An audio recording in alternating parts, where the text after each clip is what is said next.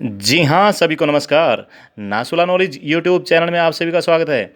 दोस्तों, मॉर्निंग धूपबत्ती की आज की क्लास में हम कवर करने वाले हैं पंचायती राज और जमीन की माप की खोपड़ी में छेद, जिसमें 200 प्लस क्वेश्चंस का खेल होगा। HSSC तो छोड़ो दोस्तों, इंडिया का कोई भी एग्जाम जिसमें पंचायती राज और जमीन की माप के क्वेश्चंस पूछे जाते हैं, आज सब क्लियर हो जाएंगे। और शुरू करने से पहले दो लाइनें आपके लिए। कुछ नहीं मिलता दुनिया में मेहनत के बगैर, कि कुछ नहीं मिलता दुनिया में मेहनत के बगैर, मेरा साया भी मुझे धूप में आने पर ही मिलता है। ठीक है दोस्तों, मेहनत के बगैर कुछ भी दुनिया में नहीं मिलता। हमें जो अपना खुद का साया है ना, वो भी जब हम धूप में निकलते हैं तभी दिखाई देता है, वरना छाया में रहने पर तो हमारा साया भी हमें नहीं दिखाई देता। ओके, तो स्टार्ट करते हैं पंचायती राज का क्वेश्चन नंबर 1। मताधिकार की आयु 21 वर्ष से घटाकर 18 वर्ष कब की गई? दोस्तों, यानी कि वोट देने के लिए जो उम्र है उसे कब 21 वर्ष से घटाकर 18 वर्ष कर दिया गया? ये किया गया दोस्तों 1988 में। 61वें संविधान संशोधन के तहत इस क्वेश्चन को दो तरीके से पूछा जा सकता है। पहला तरीका कि किस संविधान संशोधन के तहत, दूसरा तरीका कि कब किया गया। दोस्तों, इसका जो बिल है ना, पब्लिश किया गया था 13 दिसंबर 1988 को, लेकिन कॉमेस्ट यानी कि इनटू फोर्स ये लागू हुआ 28 मार्च 1989 से। अगर क्वेश्चन पूछ लिया जाए कि मताधिकार की जो आयु है 21 वर्ष से घटाकर 18 वर्ष की गई, किस आर्टिकल के तहत की गई, तो हमारा आंसर हो जाएगा 326, आर्टिकल 326 के तहत। यानी कि पहले ही क्वेश्चन में आपके 3 से 4 क्वेश्चन कवर हो जाते हैं। Next, question number 2। राष्ट्रीय मतदाता दिवस 2021 की थीम क्या थी? दोस्तों, राष्ट्रीय मतदाता दिवस 2021 की थीम थी सभी मतदाता बने सशक्त, सतर्क, सुरक्षित एवं जागरूक। क्या थी? सभी मतदाता बने सशक्त, सतर्क एवं सुरक्षित एवं जागरूक। और दोस्तों, मतदाता दिवस कब होता है? 25 जनवरी को हर वर्ष मनाया जाता है, 25 जनवरी को। और इसकी स्टार्टिंग कब से हुई थी? सन 2011 से हुई थी दोस्तों। ठीक है, नेक्स्ट, 25 जनवरी भारत निर्वाचन आयोग यानी कि इलेक्शन कमीशन ऑफ इंडिया की स्थापना दिवस है। और 25 जनवरी 1950 को अस्तित्व में आया था। कौन? ECI, election commission of India. कब अस्तित्व में आया? 25 जनवरी 1950 को। और इस दिन को पहली बार 2011 में मनाया गया था। कब मनाया गया? 2011 में। यहां से जो क्वेश्चन बनेगा ये बनेगा पहली बार मतदाता दिवस कब मनाया गया? 2011 में मनाया गया। दूसरा क्वेश्चन बनेगा ECI की स्थापना कब हुई, यानी कि इलेक्शन कमीशन ऑफ इंडिया की स्थापना कब हुई? 25 जनवरी 1950 को। ओके दोस्तों, 25 जनवरी को स्थापना होने की वजह से ही 25 जनवरी को मतदाता दिवस भी मनाया जाता है। Next, question number 4। भारत के प्रथम मुख्य निर्वाचन आयुक्त कौन थे? दोस्तों, भारत के पहले निर्वाचन आयुक्त श्री सुकुमार सेन थे। कौन थे? श्री सुकुमार सेन थे। नेक्स्ट, मुख्य निर्वाचन आयुक्त, निर्वाचन आयुक्तों की नियुक्ति कौन करता है? दोस्तों, एक मुख्य निर्वाचन आयुक्त और उसके साथ 2 अन्य सदस्य होते हैं। इनकी नियुक्ति कौन करता है? राष्ट्रपति करता है। कौन करता है? राष्ट्रपति करता है। Next, question number 6। स्थानीय सांसद और विधायक किसके पदेन सदस्य होते हैं? दोस्तों, स्थानीय जो सांसद होते हैं यानी कि MPs और MLAs किसके पदेन सदस्य होते हैं? ये होते हैं दोस्तों जिला परिषद के। जैसे पदेन अधिकारी होता है उपराष्ट्रपति राज्यसभा का दोस्तों। नेक्स्ट, ग्राम पंचायत का निर्वाचन कराना निर्भर करता है, यानी कि ग्राम पंचायत का जो चुनाव है वो कराना निर्भर करता है। किस पे निर्भर करता है? राज्य सरकार पर निर्भर करता है। राज्य सरकार का मामला है दोस्तों। ये किस पर निर्भर करता है? राज्य सरकार पर निर्भर करता है। Question number 8।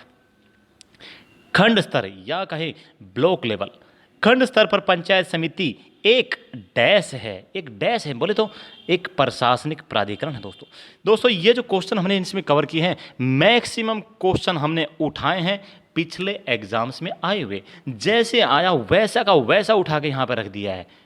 अब बोलेंगे सर आपने फिर नया क्या किया? नया ये किया, आपके सामने क्वेश्चनों का संग्रह लेके आए। इसके अलावा जो क्वेश्चन एक्स्ट्रा बनते हैं उनको भी यहाँ पे डाला है।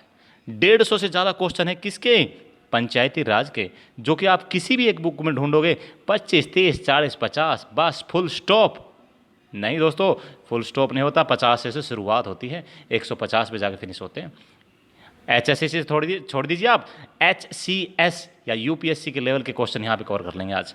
ओके, क्वेश्चन नंबर 9, किस अनुच्छेद के अनुसार राज्य का वित्त आयोग पंचायत के अनुदान के लिए राज्य सरकार को सिफारिश करता है? दोस्तों अनुच्छेद पूछा है कि भाई राज्य का जो वित्त आयोग है पंचायत के अनुदान के लिए यानी कि पैसों के लिए राज्य सरकार को सिफारिश करेगा, ये करेगा अनुच्छेद 280 के तहत। क्वेश्चन नंबर 10, भारतीय संविधान के किस भाग में नगर पालिकाओं से संबंधित प्रावधान है? भाग पूछा है दोस्तों, भाग कितने हैं? टोटल 22 भाग है संविधान के, उन्हीं में से एक भाग है भाग 9 का ए पार्ट। कौन सा? 9 का ए पार्ट। इसमें दोस्तों नगर पालिकाओं से संबंधित प्रावधान दिया गया है। ओके, नेक्स्ट क्वेश्चन नंबर 11, संविधान के किस भाग में ग्राम पंचायतों की स्थापना की बात की गई है? संविधान के किस भाग में ग्राम पंचायतों की स्थापना की बात की गई है दोस्तों? भाग 4 में। किसमें? भाग 4 में बात की गई है दोस्तों। ओके, नेक्स्ट क्वेश्चन नंबर 12, भारतीय संविधान के किस भाग में पंचायती राज से संबंधित प्रावधान है? पंचायती राज से संबंधित जो प्रावधान है वो है दोस्तों भाग 9 में। अगर नगर पालिकाओं से संबंधित प्रावधान पूछ लिया जाए तो भाग 9A में हो जाता है। Okay, next question number 13, Bharat में सही मायने में स्थानीय स्वशासन का जनक किसे कहा जाता है? ये कहा जाता है रिपन को। अंग्रेज लोग इसे लॉर्ड बोला करते थे, हम नहीं बोलेंगे। लिखने को लिख दिया सिर्फ आपकी इजी के लिए कि आपको याद हो जाए दोस्तों। किसने किया था? भारत में सही मायने में स्थानीय स्वशासन का जनक किसे कहा जाता है? रिपन को कहा जाता है दोस्तों। क्वेश्चन नंबर 14, पंचायत राज चुनाव में शैक्षणिक योग्यता लागू करने वाला पहला राज्य कौन सा था? यानी कि इंडिया का पहला राज्य कौन सा है जिसने दोस्तों शैक्षणिक योग्यता लागू की है? किसमें? पंचायती राज चुनाव में। वो है राजस्थान। और 2014 में लागू की उसने दोस्तों। कब की है? 2014 में। और हम हैं हरियाणा के, तो हमें पता होना चाहिए कि हरियाणा में 7 सितंबर 2015 से लागू हुई है। कब हुई है? 7 सितंबर 2015 से लागू हुई है कि पंचायती राज चुनाव में शैक्षणिक योग्यता भी लागू की जाए, जिसके तहत अगर आदमी इलेक्शन में आता है तो 10वीं पास होना चाहिए, और लेडी यानी कि औरत अगर चुनाव में आती है, उठती है, उसे मिनिमम 8वीं पास होना जरूरी है।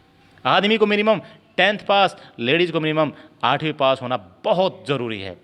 दोस्तों आज की क्लास बहुत ज़बरदस्त होने वाली है। मैं बोलता हूँ कि इससे पहले आपने जो कुछ पढ़ा ना, उसके भी ऊपर आप आज बहुत कुछ सीखने वाले हैं। नेक्स्ट क्वेश्चन नंबर 16, दोस्तों यहाँ पर आर्टिकल दी गई है और विषय वस्तु कि किस आर्टिकल में क्या चीज़ शामिल है, और यहीं से एक क्वेश्चन सीधा सीधा बनता है। यहाँ से ग्राम सचिव एग्जाम के अंदर पूछे गए थे कि जो आर्टिकल 243 है वो कहाँ से कहाँ तक है दोस्तों? कहाँ से कहाँ तक है, इतना ही पूछा था, जिसका आंसर सीधा सीधा हो जाता है कि आर्टिकल 243 जो है ना, वो आर्टिकल 243A से O तक है। ओके, नेक्स्ट यहाँ पे हम देख लेते हैं कि किस में क्या दिया गया है। देखिए दोस्तों, आर्टिकल 243 के अंदर परिभाषाएं दी गई हैं पंचायत से संबंधित। नेक्स्ट 243A में दोस्तों ग्राम सभा का वर्णन है। किसमें? 243A में ग्राम सभा का सीधा सीधा वर्णन है। 243B कहे या 243 ख कहे, ABC का मतलब होता है क ख ग दोस्तों, इसी हिसाब से इसको शामिल कर लेना, ठीक है। 243B में है दोस्तों पंचायतों का गठन, और 243C यानी क ख ग में आ जाता है पंचायतों का संगठन। नेक्स्ट D में आ जाता है दोस्तों स्थानों का आरक्षण, यानी कि कौन सी सीट, कौन सा स्थान रिजर्व्ड है, इससे संबंधित बताया गया है दोस्तों। नेक्स्ट 243E में है पंचायतों की कार्य अवधि, यानी कि कितने साल की इसकी कार्य अवधि होगी दोस्तों? 5 साल की कार्य अवधि होगी, किसकी? ग्राम पंचायत की। नेक्स्ट 243F में आता है सदस्यों के लिए पात्रताएं, क्या उसकी योग्यताएं होंगी, किस प्रकार का सदस्य पात्र हो सकता है चुनाव लड़ने के लिए। नेक्स्ट 243G में आता है दोस्तों पंचायतों की शक्तियां, प्राधिकार और उत्तरदायित्व। क्या है? पंचायतों की शक्तियां, प्राधिकार और उत्तरदायित्व। नेक्स्ट 243H में आता है दोस्तों कर लगाने की शक्तियां, पंचायतों की निधियां। निधियां बोले तो जहां से पंचायतों का पैसा इकट्ठा होता है। कर लगाने की शक्ति यानी कि टैक्स, पंचायत कहां टैक्स लगा सकती है, यह सब वर्णन किया गया है किसमें? 243H के अंदर। नेक्स्ट दोस्तों 243I वित्त आयोग का गठन है। और 243 जे में दोस्तों पंचायतों का लेखा परीक्षण। भाई लेखा जोखा के बगैर तो काम बढ़ता ही नहीं आगे। नेक्स्ट 243 के में आ जाता है पंचायतों के लिए चुनाव। और 243 एल में आ जाता है संघ शासित प्रदेशों में अनुप्रयोग।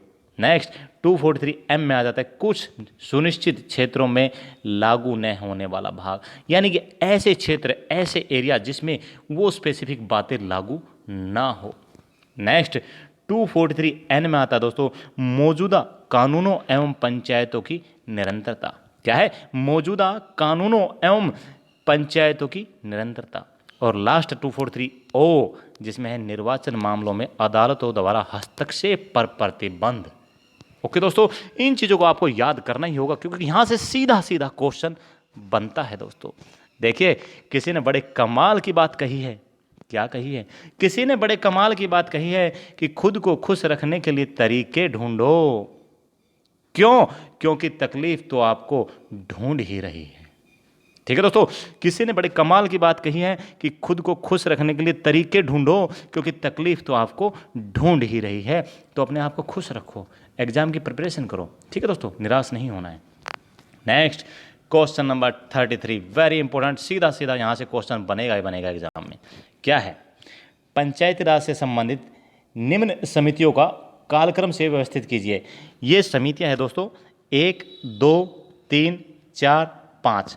इनको कालक्रम से, यानी कि पहले कौन सी आई, फिर कौन सी आई, फिर कौन सी आई। देखिए 1 नंबर पे दिया हुआ है यहाँ के जीवी के राव समिति। ये सन जो है ना इसका 1985, ये मैंने डाल दिया, ये आपको एग्जाम में नहीं मिलेगा। ठीक है दोस्तों, यहाँ पे लिखा हुआ 1986, ये मैंने डाला है, आपको एग्जाम में नहीं मिलेगा। क्वेश्चन ये सीधा सीधा यूं का यूं मिल जाएगा, लेकिन सन नहीं मिलेगा। सन सिर्फ सुविधा के लिए मैंने डाला है। देखिए पहले जीवी के राव है 1985, फिर LM सिंघवी है 1986, फिर BR मेहता है 1957 दोस्तों, अशोक मेहता 1977 और PK थुंगन समिति 1989। तो इन्हें सन के अनुसार व्यवस्थित कर दीजिए। पहले आई थी दोस्तों 1957 में, जो आई थी उसका क्या नाम था? BR मेहता, यानी कि बलवंत राय मेहता समिति। दूसरी जो आई थी दोस्तों वो थी अशोक मेहता समिति 1977 में। ठीक है दोस्तों, उसके बाद आई थी जीवी के राव समिति 1985 में, फिर आई है LM सिंघवी समिति 1986 में, और फिर आई थी दोस्तों PK थुंगन समिति 1989 में। ठीक है दोस्तों, ये आंसर हमारा करेक्ट हो जाएगा। नेक्स्ट, पंचायतों के पुनरुत्थान एवं इन्हें नई ऊर्जा प्रदान करने के उद्देश्य से भारत सरकार ने विभिन्न समितियों की नियुक्ति की, जिनमें से कुछ महत्वपूर्ण समितियां इस प्रकार है दोस्तों, इन्हें थोड़ा सा देख लीजिए। देखो कई समितियां बनी थी, जिनमें से कुछ जो महत्वपूर्ण है वो ऐसे हैं। नंबर 1 पहले नंबर पे आई थी BR मेहता समिति, जिसे हम बलवंत राय मेहता समिति के नाम से जानते हैं। और दोस्तों 1957 में आई थी। इसने त्रिस्तरीय पंचायत समिति का वर्णन किया था, जो हम अगले क्वेश्चन में आपको बताएंगे।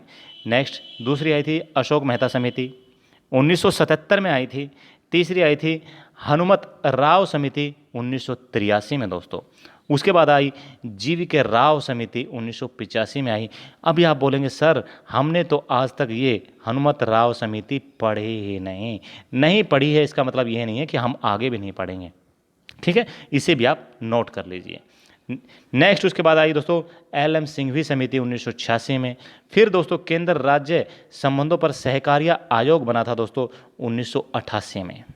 नहीं पढ़ाना, इसे भी आज आप नोट करने वाले हैं। नेक्स्ट उसके बाद आया दोस्तों PK थुंगन समिति 1989 में, और दोस्तों उसके बाद आई हरलाल सिंह खर्रा समिति 1990 में। ठीक है, अभी बोलेंगे सर हमने ये भी नहीं पढ़ा, कोई बात नहीं, आज हम पढ़ने वाले हैं। नेक्स्ट क्वेश्चन नंबर 34, बलवंत राय मेहता समिति ने त्रिस्तरीय पंचायती राज व्यवस्थाओं का सुझाव दिया था। ठीक है, बलवंत राय मेहता समिति जो कि 1987 में आई थी, इसने त्रिस्तरीय पंचायती राज व्यवस्था का जो सुझाव दिया था उसमें क्या क्या था वो आज आपको बता देते हैं। पहले स्तर पर था दोस्तों ग्राम स्तर पर ग्राम पंचायत।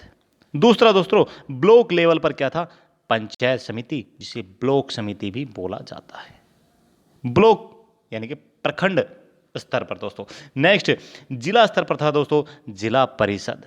ये त्रिस्तरीय जो पंचायती राज व्यवस्था का सुझाव दिया था किसके द्वारा दिया गया? बलवंत राय मेहता समिति के द्वारा। कब दिया गया? 1957 में दिया गया। ठीक है, याद रहेगा, ज़्यादा फास्ट तो नहीं हो रहा है? कोई बात नहीं, ज़्यादा फास्ट नहीं हो रहा है। नेक्स्ट, अशोक मेहता समिति दोस्तों 1977 में आई थी।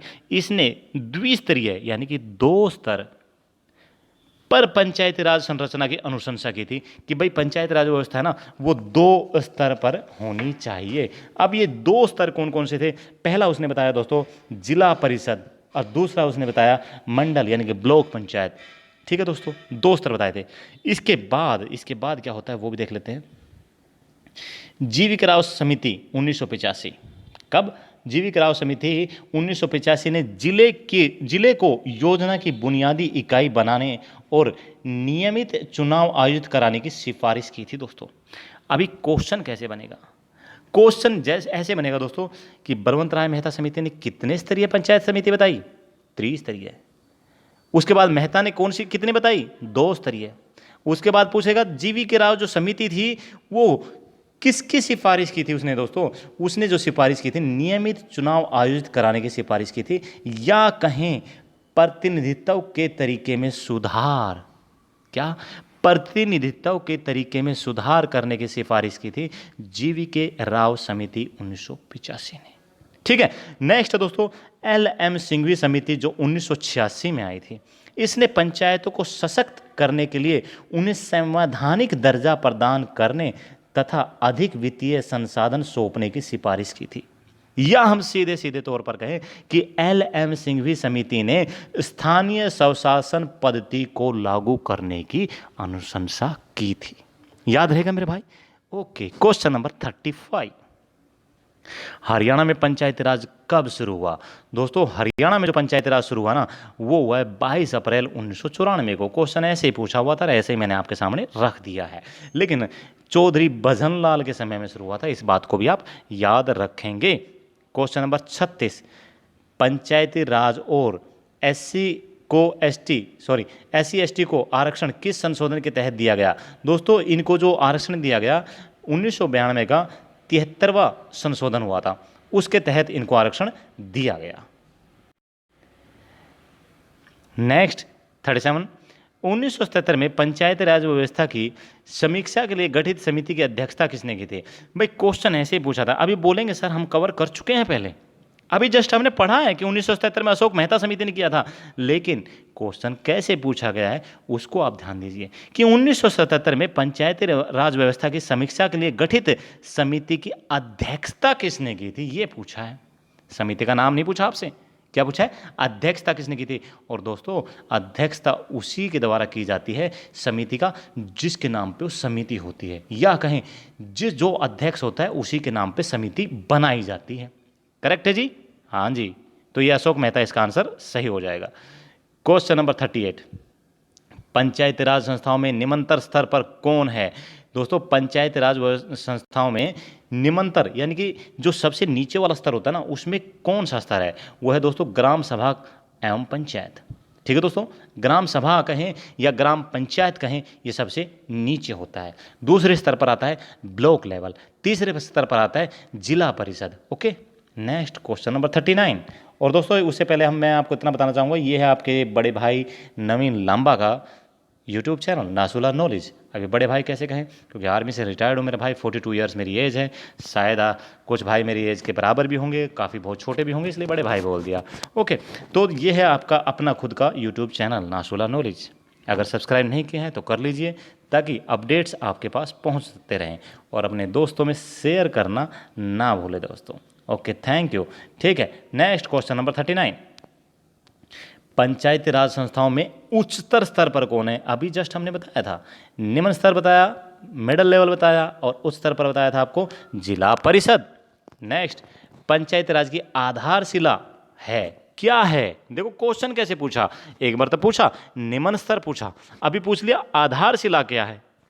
भाई है डिफरेंस ना क्वेश्चन में, क्वेश्चन में अंतर है ना, बस हमने उसी को ही पकड़ना है। अगर क्वेश्चन में अंतर है तो आंसर तो वही है हमारा, ग्राम सभा, या कहे ग्राम सभा व पंचायत एवं पंचायत। ठीक है, या ग्राम पंचायत, जैसे आप कहना चाहो।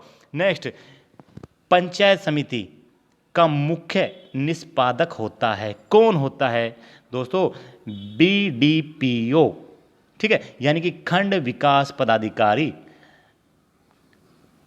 नेक्स्ट, जिला परिषद का मुख्य कार्य है। जिला परिषद का जो मुख्य कार्य होता है समन्वय एवं पर्यवेक्षण। दोस्तों ये जो अपना एग्जाम हुआ था ग्राम सचिव का 9-10 जनवरी 2021 को, उसमें ये सीधा सीधा क्वेश्चन पूछा गया था कि भाई जो जिला परिषद का जो मुख्य कार्य है वो क्या है, समन्वय एवं पर्यवेक्षण। और दूसरा यही से एक क्वेश्चन और पूछा था, समन्वय एवं पर्यवेक्षण जो है किस धारा के तहत आता है, जो कि ग्राम सचिव की धाराएं हैं। अगले चैप्टर में हम वो भी पढ़ाएंगे आपको। तो भाई ग्राम सचिव की जो धाराएं हैं वो भी याद करना बहुत जरूरी है। वहां पे सीधा सीधा पूछा था कि समन्वय एवं पर्यवेक्षण जो है वो किस धारा के तहत आता है। ओके, नेक्स्ट क्वेश्चन नंबर 43, पंचायती राज की मुख्य उपलब्धि है। दोस्तों जो पंचायती राज है उसकी मुख्य उपलब्धि पूछी है, क्या है, राजनीतिक चेतना का विकास। भाई पंचायती राज गांव के अंदर पंचायत बनी हुई है, पंचायत राज व्यवस्था है, इसका मुख्य उपलब्धि क्या है, जो लोग है, आम पब्लिक है, गांव के लोग हैं, उनके राजनीतिक चेतना का विकास करना। उसके अंदर क्या है, राजनीतिक चेतना का विकास करना, ताकि लोग जागरूक हो किसके लिए, अपने लोगों के प्रति, अपने गांव के प्रति, अपने क्षेत्र के विकास के प्रति। नेक्स्ट, पंचायती राज की प्रधान समस्या है। दोस्तों कई आपके पास ऑप्शन होंगे, अशिक्षा, अज्ञानता, जाति, और चौथा क्या होगा, दलगत राजनीति। ठीक है दोस्तों, जो आंसर हमारा करेक्ट है क्या है, पंचायती राज की प्रधान समस्या है दलगत राजनीति। नेक्स्ट, भारतीय संविधान में कौन सा अनुच्छेद राज्य सरकारों को ग्राम पंचायतों को गठित करने का निर्देश देता है। भाग 4 में आता है मेरे भाई, किसमें, भाग 4 में आता है अनुच्छेद 40, जो कि राज्य सरकारों को ग्राम पंचायतों को संगठित करने का निर्देश देता है। राज्य सरकारों को निर्देश देता है कि वो ग्राम पंचायतों को बनाए, संगठित करें। भाग 4 के आर्टिकल 40 में आता है। नेक्स्ट, क्वेश्चन नंबर 46, पंचायती राज प्रदान करता है।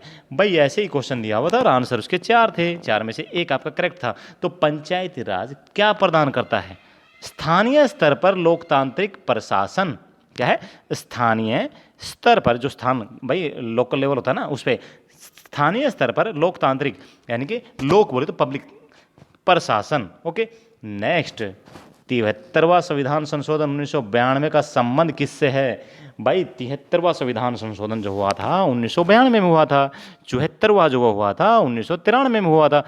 ठीक है, तो ये 73वां जो संविधान संशोधन है 1992 का, इसका संबंध किससे है, इसका संबंध दोस्तों सीधा सीधा पंचायती राज से है। नेक्स्ट, पंचायती राज का प्रधान लक्ष्य है। भाई पंचायती राज जो होती है उसका जो प्रधान लक्ष्य है वो क्या है, जो मेन टारगेट है, जो मेन मुद्दा है वो क्या है, इसका है जनता को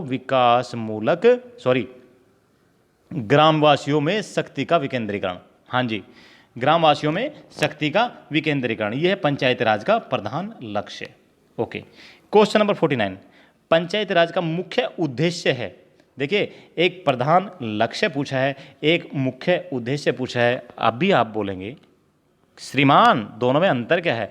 भाई दोनों में अंतर यह है कि पंचायती राज का जो प्रधान लक्ष्य है ना वो है ग्रामवासियों में शक्ति का विकेंद्रीकरण करना, और पंचायती राज का मुख्य उद्देश्य है जनता को विकास मूलक प्रशासन में भागीदारी योग्य बनाना।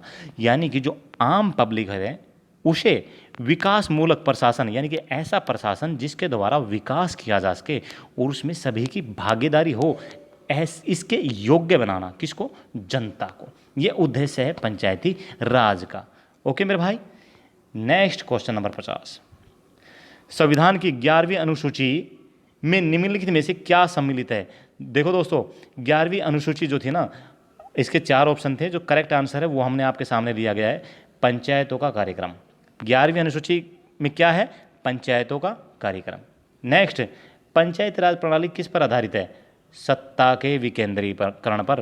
भाई सत्ता के विकेंद्रीकरण पर आधारित है पंचायती राज प्रणाली। नेक्स्ट, क्वेश्चन नंबर 52, भारत में किसके अंतर्गत पंचायती राज प्रणाली की व्यवस्था की गई है। भाई किसके अंतर्गत की गई है, नीति निर्देशक सिद्धांत के अंतर्गत, नीति निर्देशक सिद्धांत के अंतर्गत। ओके, पता है ना आपको नीति निर्देशक सिद्धांत किस भाग में आते हैं संविधान के, 22 भाग में से किस में आता है, भाग 4 में आता है। भाग 4 कै में क्या आता है, मौलिक कर्तव्य होंगे आपके। हाँ जी, तो भाग 4 के अंदर क्या है, नीति निर्देशक तत्व है, याद रखना जी। नेक्स्ट क्वेश्चन नंबर 53, विकेंद्रीकरण प्रणाली की सिफारिश किसने की थी? विकेंद्रीकरण प्रणाली की सिफारिश दोस्तों बलवंत राय मेहता द्वारा की गई थी। किसके द्वारा? बलवंत राय मेहता जी के द्वारा की गई थी। नेक्स्ट क्वेश्चन नंबर 54, 73वां संविधान संशोधन 1992 के अनुसार पंचायती राज संस्थाओं में अध्यक्ष के कम से कम कितने पद महिलाओं के लिए आरक्षित किए गए? दोस्तों ये बात कही गई है 73वें संविधान संशोधन 1992 में जो हुआ था उसके अनुसार। उस समय दोस्तों महिलाओं के लिए कम से कम जो आरक्षित पद थे ना वो थे 1/3, यानी कि तीसरा हिस्सा। लेकिन वर्तमान में महिलाओं के लिए जो आरक्षित पद है दोस्तों वर्तमान में 50% है भैया। ठीक है, कितने? 50%। अगर उसने पूछा वर्तमान का तो आंसर हो जाएगा 50%। अगर उसने पूछा 73वां संविधान संशोधन 1992 के तहत महिलाओं के लिए कितने आरक्षित है, 1/3 हमारा करेक्ट आंसर हो जाएगा। नेक्स्ट 73वें संशोधन द्वारा किन 2 नए भागों को शामिल किया गया? दोस्तों 73वां संविधान संशोधन हुआ था उसमें और 74वां संविधान संशोधन हुआ था उसके द्वारा किन 2 नए भागों को शामिल किया गया था? दोस्तों भाग 9 पंचायत। ठीक है, कौन सा? भाग 9 पंचायत और भाग 9A नगर पालिका। ठीक है, भाग 9 पंचायत 73वें संविधान संशोधन द्वारा जोड़ा गया और भाग 9A नगर पालिका 74वें संविधान संशोधन द्वारा जोड़ा गया। आप इसे याद रखेंगे। ओके जी। नेक्स्ट क्वेश्चन नंबर 56, 73वें संविधान संशोधन द्वारा संविधान में कौन सी अनुसूची जोड़ी गई? अनुसूची बोले तो 11वीं अनुसूची। टोटल अनुसूचियां कितनी हैं? 12। ठीक है ना, कितनी है? 12 अनुसूची है दोस्तों। नेक्स्ट किस संवैधानिक संशोधन द्वारा पंचायती राज संस्थाओं को संवैधानिक दर्जा दिया गया? यानी कि ऐसा कौन सा संशोधन किया गया जिसके तहत पंचायती राज संस्थाओं को संवैधानिक यानी कि संविधान का दर्जा मिल गया? दोस्तों वो संशोधन था, वो अमेंडमेंट था 73वां संविधान संशोधन। कब का? 1992 का। आप देख रहे हैं ना क्वेश्चन कैसे घुमा घुमा के पूछ रहा है। क्यों भाई? वो हमारा चाचा थोड़ी ना जो एग्जाम लेने वाला है कि हमारे हिसाब से क्वेश्चन डालेगा। ठीक है, वो भाई साहब ऐसे क्वेश्चन घुमाएगा, आंसर हमें पता है क्या है, लेकिन क्वेश्चन घुमा देगा तब भी आंसर वही होगा और हम आंसर नहीं दे पाएंगे। क्या हो जाएगा? 0/0 हो जाएगा। तो इसके लिए क्या है, हर क्वेश्चन को गहराई से रीड करना ही पड़ेगा। ठीक है ना। तो इसी के लिए 2 बातें मैं आपको बोल देता हूं कि भाई किसी ने बड़े कमाल की बात कही है कि जिंदगी में ऐसा भी वक्त आएगा। किसी ने बड़े कमाल की बात कही है कि जिंदगी में ऐसा भी वक्त आएगा आपके चाहने वाला ही आपको रुलाएगा, फिर भी आप उसी से प्यार करना क्योंकि वह अकेले में आपसे भी ज़्यादा आंसू बहाएगा। ठीक है, ओके। देखते हैं क्वेश्चन नंबर 58, 73वें संविधान संशोधन द्वारा 11वीं अनुसूची में पंचायती राज संस्थाओं को कितने कार्य सौंपे गए?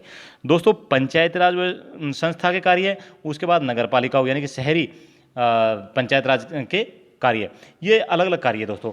अगर यहाँ पे आ जाए कि भाई 73वें संविधान संशोधन द्वारा पंचायती राज संस्थाओं को कितने कार्य सौंपे गए, तो हमारा आंसर क्या हो जाएगा? 29 कार्य। कितने कार्य? 29 कार्य सौंपे गए। अगर नगर पालिकाओं के कार्य पूछ लिए जाए तो मेरे भाई 18 कार्य, याद रख लेना। ठीक है, नेक्स्ट क्वेश्चन नंबर 59, ये क्वेश्चन आगे आ जाएगा, कौन सा? 18 वाला। 73वें संविधान संशोधन के प्रावधानों को समाज के किस वर्ग को सत्ता हस्तांतरण की दृष्टि से ऐतिहासिक कदम माना जाता है? ऐसा कौन सा वर्ग है जिसके लिए सत्ता यानी कि पावर, चेयर, ठीक है, हस्तांतरण यानी कि देना की दृष्टि से ऐतिहासिक कदम माना जाता है? महिला वर्ग को। महिला वर्ग को पावर देना, चेयर देना दोस्तों उनके लिए कि बहुत ही ऐतिहासिक कदम माना गया। किसका? कौन सा? 73वां संविधान संशोधन। कब का? 1992 का। क्या हुआ था? लेडीज के लिए 1/3 आरक्षित किए गए थे। ठीक है दोस्तों, लेडीज के लिए 1/3 जो पद है आरक्षित किए गए थे, इसीलिए बोला गया है कि सत्ता हस्तांतरण की दृष्टि से ऐतिहासिक कदम माना जाता है। याद रहेगा मेरे भाई? हाँ जी, याद रहेगा। नेक्स्ट 73वें संविधान संशोधन द्वारा पंचायती राज संस्थाओं के लिए किस तरह के चुनाव का प्रावधान किया गया? भाई पंचायती राज चुनाव के लिए किस तरह का प्रावधान हुआ दोस्तों, ये प्रावधान हुआ प्रत्यक्ष एवं गुप्त मतदान। अभी आप सोच रहे होंगे श्रीमान प्रत्यक्ष यानी कि सामने, फिर वो गुप्त मतदान कैसे हुआ, है ना बात अलग। प्रत्यक्ष एवं गुप्त मतदान होगा कैसे, देखो होगा सबके सामने ही, मतदान करने जा रहा है बंदा, पर्ची ली और डाल के आ गया बैलेट बॉक्स में, वो सिस्टम था ना उस समय, बैलेट बॉक्स में डाले जाते थे। आजकल क्या है भाई, बटन दबाओ और वोट चला जाता है ईवीएम मशीन के थ्रू। लेकिन उस समय क्या था कि पर्ची डाली जाती थी, सभी के सामने पर्ची डाली जाएगी। पर्ची डालने वाला एक खोखे के नज़दीक जाएगा डब्बे के, और वहाँ पे अपनी मर्जी से स्टैंप लगाएगा उस पर्ची पे कि किसको किस साइन के ऊपर ने स्टैंप लगानी है, और उसको फोल्ड करेगा और डब्बे में डाल देगा। ठीक है, ये हो गया प्रत्यक्ष यानी कि सबके सामने। गुप्त यानी कि वो अपनी मर्जी से गुप्त कर रहा है, किसी को नहीं पता किसको वोट उसने दिया है, तो प्रत्यक्ष एवं गुप्त मतदान हो गया जी। नेक्स्ट, भारत में किसके चुनाव में आरक्षित स्थानों की चक्रानुक्रम से भरे जाने का प्रावधान किया गया है। भाई ऐसा किसके चुनाव है जिनमें आरक्षित स्थानों के चक्रानुक्रम से भरे जाने का प्रावधान किया गया है, तो यह है पंचायती राज संस्थाओं के चुनाव में। जो रिजर्व्ड स्थान होते हैं, रिजर्व्ड जो सीट होती हैं भाई पंचायती राज व्यवस्था में, कि भाई इस वार्ड से इस जाति का व्यक्ति खड़ा होगा इस बार, या इस वार्ड से लेडीज़ खड़ी होगी, उस वार्ड से जेंट्स खड़ा होगा, तो ये क्या है, कहाँ है, पंचायती राज व्यवस्था में है। ठीक है ना। नेक्स्ट, भारत में महिलाओं के लिए स्थान आरक्षित है, कहाँ है रिजर्व भाई, भारत में महिलाओं के लिए जो स्थान है आरक्षित वो कहाँ है, पंचायती राज संस्था में है। लेकिन क्या आपने देखा है विधानसभा में, ना ना ना ना, ऐसा नहीं है मेरे भाई। विधानसभा या कहे राज्यसभा या कहे लोकसभा, इनमें ऐसा नहीं है कि लेडीज़ के लिए रिजर्व कर दिया। क्या पता कोई लेडीज ना जाना चाहती हो, MP MLA ना बनना चाहती हो, ठीक है ना, लेकिन यहाँ रिजर्व कर दिए हैं भाई पंचायत राज में। लेकिन यहाँ भी आना चाहे तो आए, ना आना चाहे तो उनकी मर्जी है भाई, अगर नहीं आना चाहे तो फिर जेंट्स खड़ा होगा। ठीक है, ओके। भारत में महिलाओं के लिए स्थान आरक्षित है पंचायत राज संस्थाओं में। नेक्स्ट, क्वेश्चन नंबर 63, पंचायती राज संस्थाओं में महिलाओं एवं दुर्बल वर्गों के अधिक प्रतिनिधित्व के समर्थक थे, कौन थे, राजीव गांधी दोस्तों। नेक्स्ट देखिए, राजीव गांधी को करेक्ट ऑप्शन माना गया है, वहाँ पे महात्मा गांधी, सुभाष चंद्र बोस, क्या बोलते हैं कि जवाहरलाल नेहरू, राजीव गांधी, इंदिरा गांधी, इस तरह के कई ऑप्शन थे, लेकिन राजीव गांधी को करेक्ट ऑप्शन माना गया। नेक्स्ट, भारत के पंचायती राज के प्रबल समर्थक थे, भाई प्रबल समर्थक थे, देखो वही क्वेश्चन आ गया ना, भारत में पंचायती राज लागू हो इसके प्रबल समर्थक थे, कौन कौन थे, ये क्वेश्चन ऐसे ही दिया गया था। महात्मा गांधी भी था, सिद्धराज दड़ा भी था, और राजीव गांधी, सभी के सभी प्रबल समर्थक थे दोस्तों। लेकिन बात कहें महिलाओं एवं दुर्बल वर्गों की, तो राजीव गांधी वहाँ करेक्ट आंसर हो जाएगा। क्योंकि भाई HSC करती क्या है, HSSC का काम है कि भाई क्वेश्चन को उठा के पीछे से उठाओ, अगले एग्जाम में दे दो, है ना जी।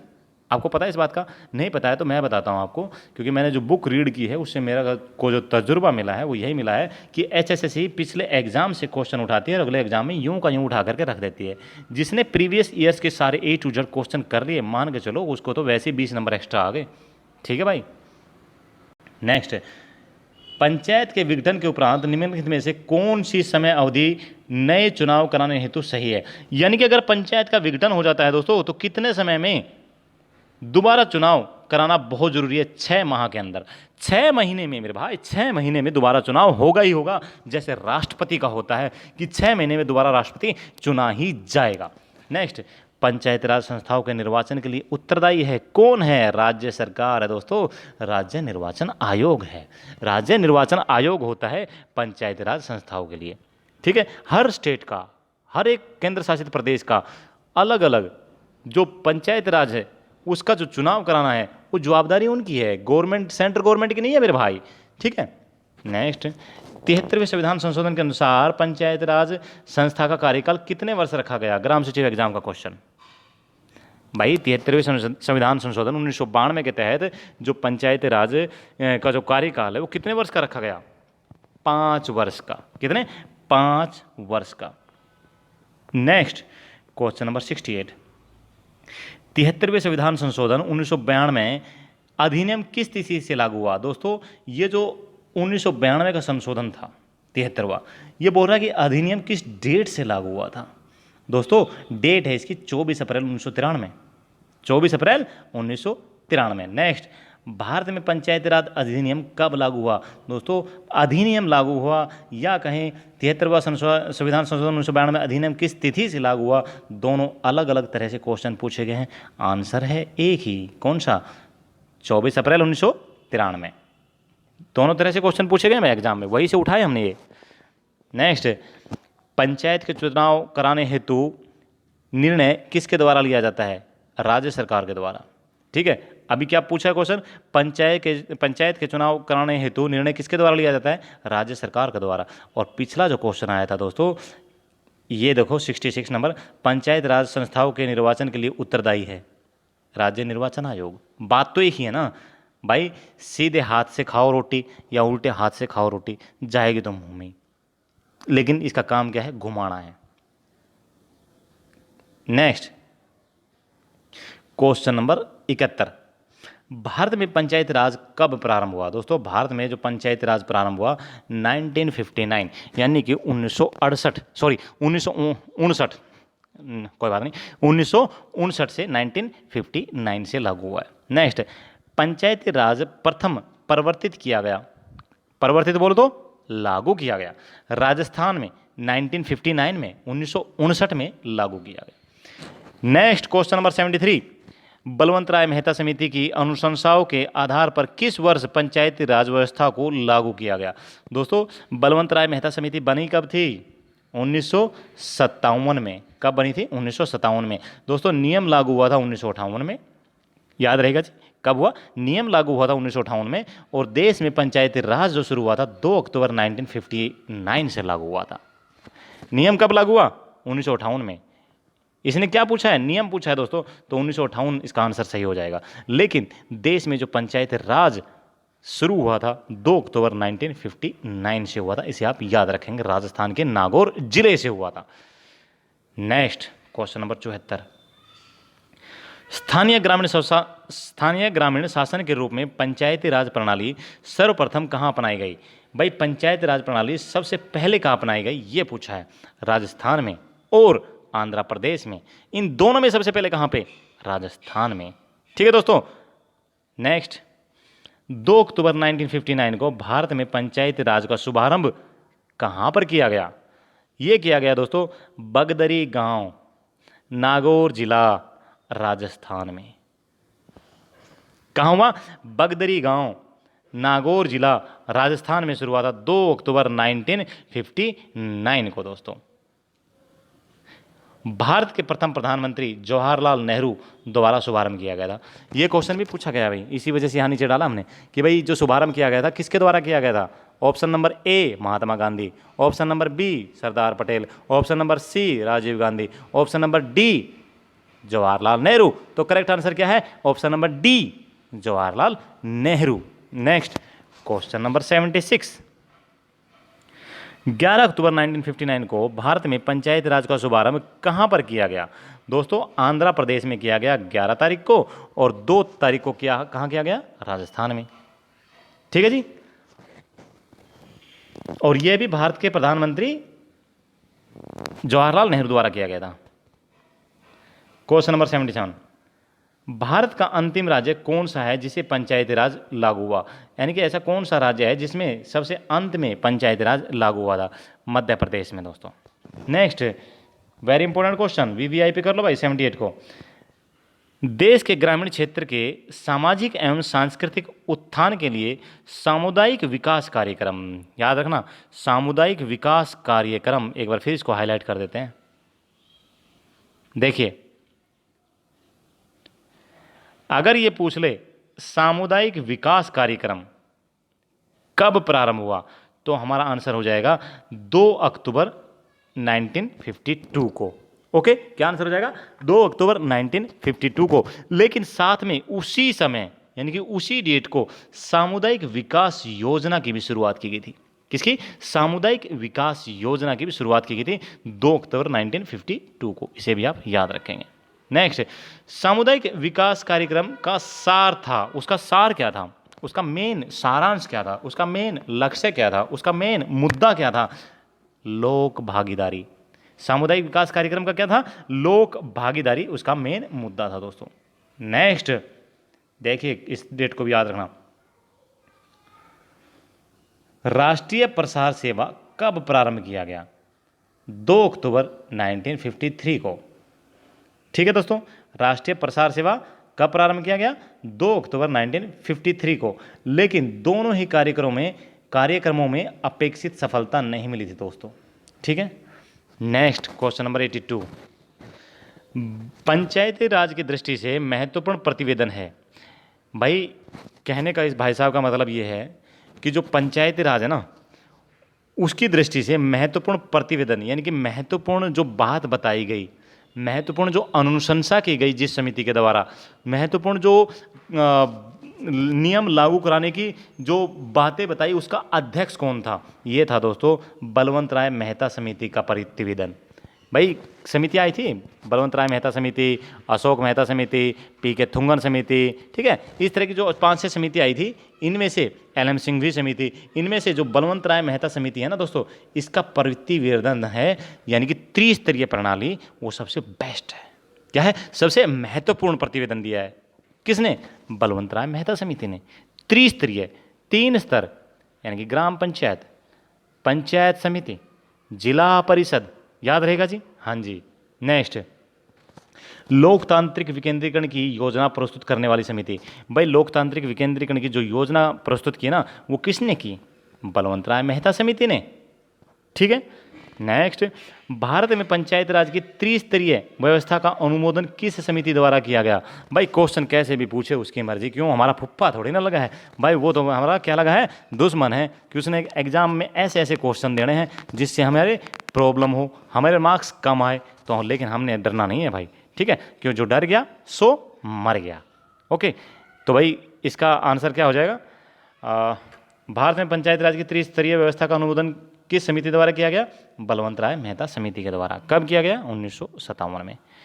Next question number 85। जिस समिति में लोकतांत्रिक विकेंद्रीकरण और पंचायत राज की समिति की सिफारिश की, उसका सभापति कौन था? भाई डूब के मर जाओ, ये पर्सन बनाने वाले भी। देखा कैसे कैसे पूछते हैं।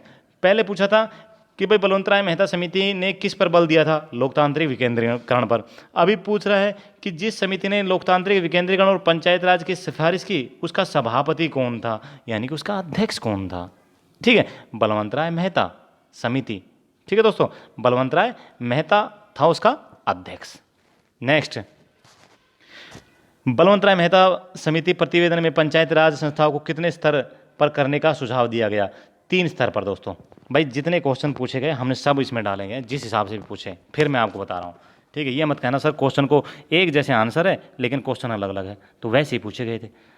नेक्स्ट, बलवंत राय मेहता समिति ने किसको अधिक शक्तिशाली बनाने का सुझाव दिया? दोस्तों उसने पंचायत समिति को सबसे अधिक बनाने का सुझाव दिया था। किसने? बलवंत राय मेहता समिति ने। नेक्स्ट, पंचायती राज व्यवस्था में स्थानीय स्वशासन की व्यवस्था कैसी होती है? पंचायत राज व्यवस्था में जो स्थानीय स्वशासन की व्यवस्था होती है वो कैसी होती है दोस्तों? वो देखो ग्राम लेवल पर होती है, फिर ब्लॉक लेवल पर होती है, फिर जिला स्तर पर होती है, यानी कि 3 स्तरीय संरचना होती है। कौन सी होती है? 3 स्तरीय संरचना, 3 levels. Next question number 89। Ashok Mehta समिति ने किन 2 सत्रों की बात कही है? जो अशोक मेहता समिति है 1977 में आई थी, उसने किन 2 लेवल्स की बात कही है दोस्तों? मंडलीय पंचायत और जिला परिषद, ये 2 लेवल है, इनकी बात कही है अशोक मेहता समिति ने।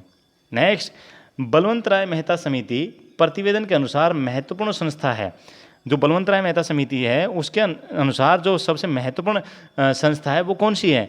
पंचायत समिति है दोस्तों। कौन सी है? पंचायत समिति।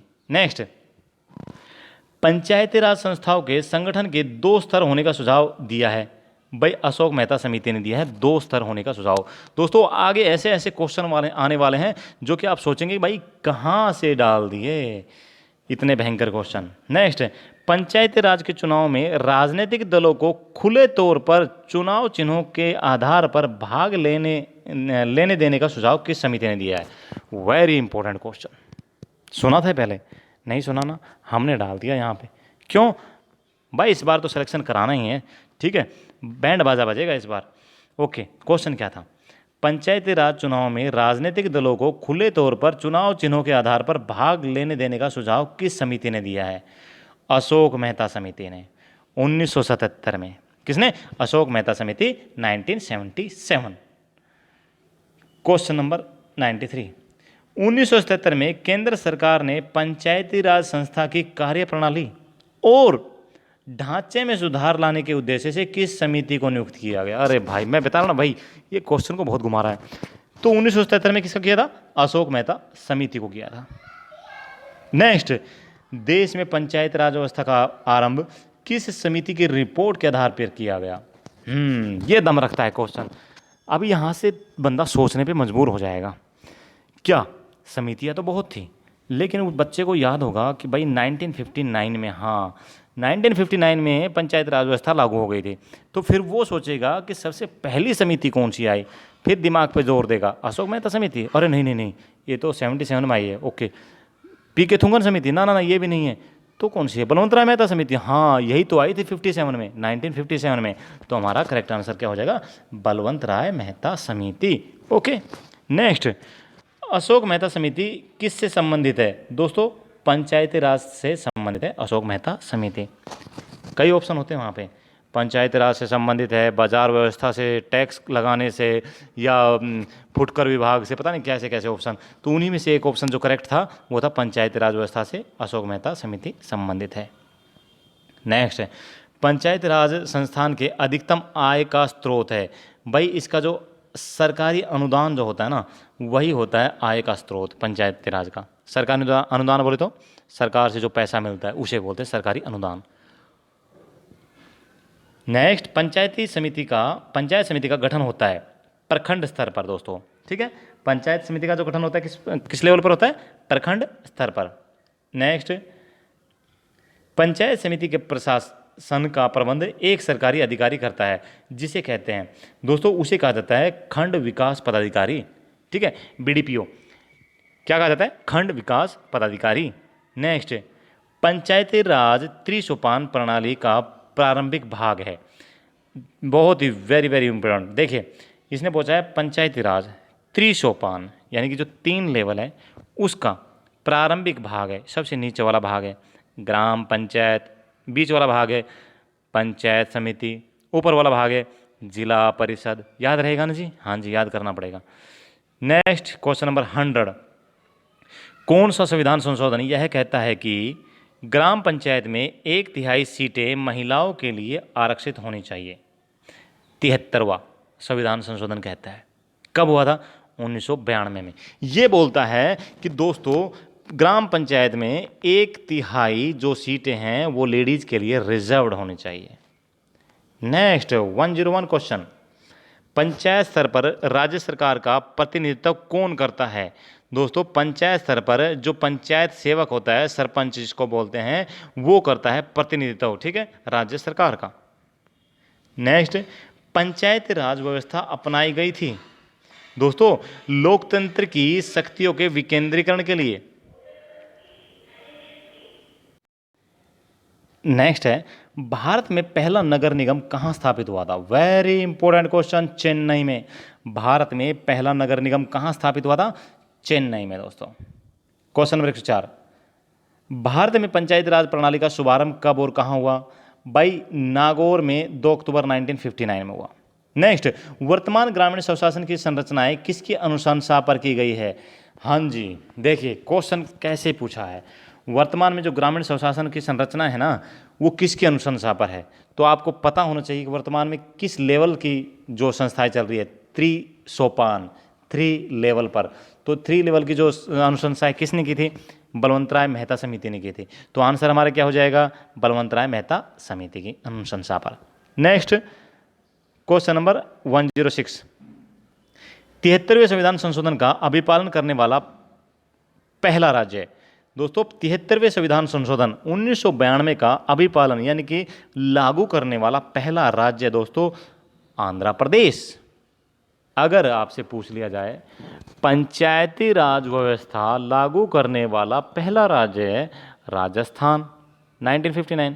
अगर पूछ लिया जाए 73वां संविधान संशोधन के तहत पंचायती राज व्यवस्था लागू करने वाला पहला राज्य तो आंध्र प्रदेश। ठीक है मेरे भाई। नेक्स्ट, सामान्यतः पंचायत समिति में कितने प्रकार के सदस्य होते हैं? दोस्तों सामान्यतः जो पंचायत समिति होती है ना, उसमें पदेन सदस्य होते हैं, जो आपको बताया था एमएलएज। उसके बाद सहयोगी सदस्य होते हैं, फिर सहयोजित सदस्य होते हैं, यानी कि ये सभी के सभी होते हैं दोस्तों। जब आप अभी ग्राम सचिव के एग्जाम देने जा रहे हो पटवारी के, तो ग्राम सचिव जब आप बन जाओगे ना, तो आपको बहुत गहराई से इनकी नॉलेज हो जाएगी। नेक्स्ट है, निम्नलिखित का सही वरीयता क्रम क्या है? भाई सही वरीयता क्रम पूछा है कि ये जो 1 2 3 है ना, इनमें 1 2 3 के हिसाब से कौन सा सही है? तो ग्राम सभा हाँ जी 1 नंबर पर आती है, पंचायत समिति 2 नंबर पर आती है, जिला परिषद 3 नंबर पे। तो बिल्कुल सही है आंसर। क्वेश्चन नंबर 109, पंचायती राज विषय है। भाई जो पंचायती राज है ना, वो किसका विषय है? वो केंद्र सूची का विषय है? नो। वो समवर्ती सूची का विषय है? नो। वो राज्य सूची का विषय है। किसका है? राज्य सूची का विषय है। Very good. नेक्स्ट, पंचायतों के द्वारा कौन सा कर वसूला जाता है? तो यहाँ पे 2 ऑप्शन दिए गए हैं आपके सामने, 3। स्थानीय मेलों का कर, भू राजस्व, बिक्री कर, सीमा कर, इनमें से कौन सा कर वसूला जाता है? दोस्तों इनमें से स्थानीय मेलों का कर। कौन सा? स्थानीय मेलों का कर वसूला जाता है पंचायतों के द्वारा।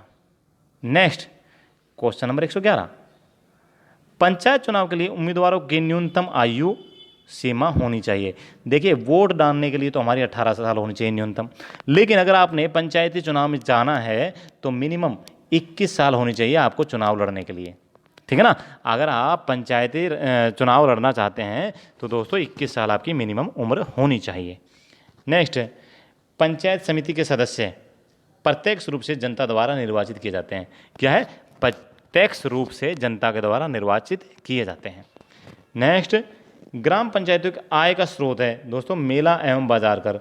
इसके अलावा जो गवर्नमेंट का अनुदान होता है वो। ठीक है, मेले लगते हैं ना गांव में, तो वहाँ जो दुकानें लगती है उनसे 50-50 रुपए की, 20-20 रुपए की उनकी पर्ची काटी जाती है, 100-100 रुपए की। भाई आपने यहाँ दुकान लगाई तो उनके टैक्स लगाया जाता है। ठीक है, या बाजार के जो दुकानें होती हैं उन पर टैक्स लगाया जाता है। उन्हीं से क्या आता है? आय का स्रोत होता है पंचायतों का। इसके अलावा गवर्नमेंट अनुदान होता है। नेक्स्ट, एक विकास खंड पर पंचायत समिति होती है।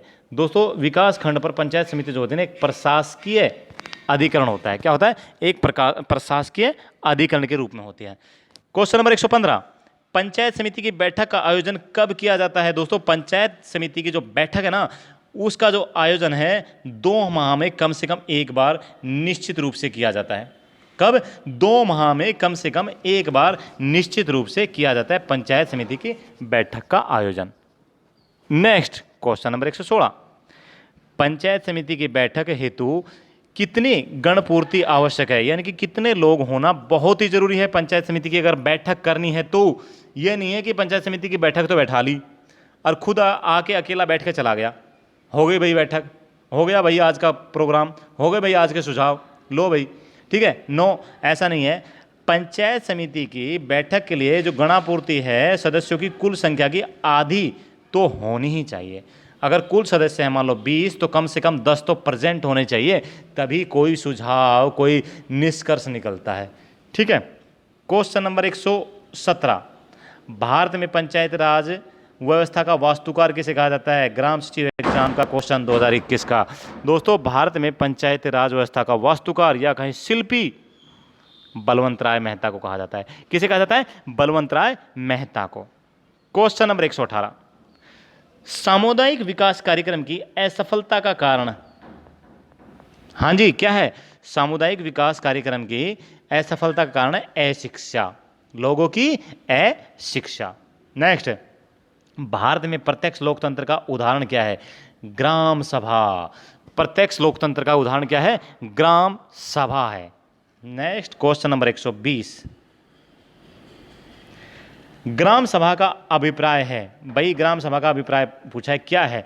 ग्राम स्तर के पंचायत क्षेत्र के निर्वाचक नामावली में पंजीकृत लोग, यानी कि वो लोग जो ग्राम स्तर पर, ग्राम लेवल पर पंचायत क्षेत्र के निर्वाचक जो सिलेक्ट हुए हैं, उसकी नामावली में जो रजिस्टर्ड लोग हैं ना, कि भाई इनका सिलेक्शन हुआ है, ये मेंबर है, ये सरपंच है, हाँ जी, वो है ग्राम सभा का एक अभिप्राय। क्वेश्चन नंबर 121, पंचायत समिति की बैठक की अध्यक्षता कौन करेगा?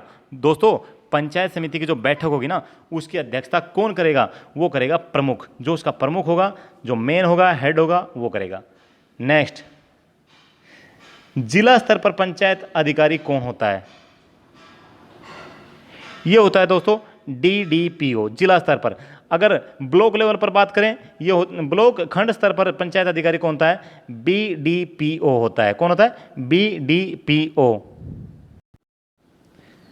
अब बात ये आती है कि DDPO और BDPO का फुल फॉर्म क्या है?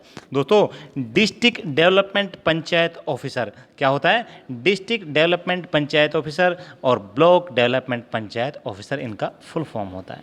नेक्स्ट, जिला परिषद को कौन शपथ दिलाता है? दोस्तों, जो जिला परिषद बनता है उसको DM, डिस्ट्रिक्ट मजिस्ट्रेट शपथ दिलाता है। कौन दिलाता है? District magistrate. Next, question number 125, panchayat समिति सदस्य को कौन शपथ दिलाता है? दोस्तों, जो पंचायत समिति का सदस्य बनता है उसको सब डिविजनल मजिस्ट्रेट, कौन? सब डिविजनल मजिस्ट्रेट शपथ दिलाता है। नेक्स्ट, जिला प्रमुख को शपथ कौन दिलाता है? जिला कलेक्टर। कौन दिलाता है? जिला कलेक्टर दिलाता है जिला प्रमुख को शपथ। नेक्स्ट, हरियाणा का पहला ग्राम सचिवालय कौन सा है? हैबतपुर, जिंद।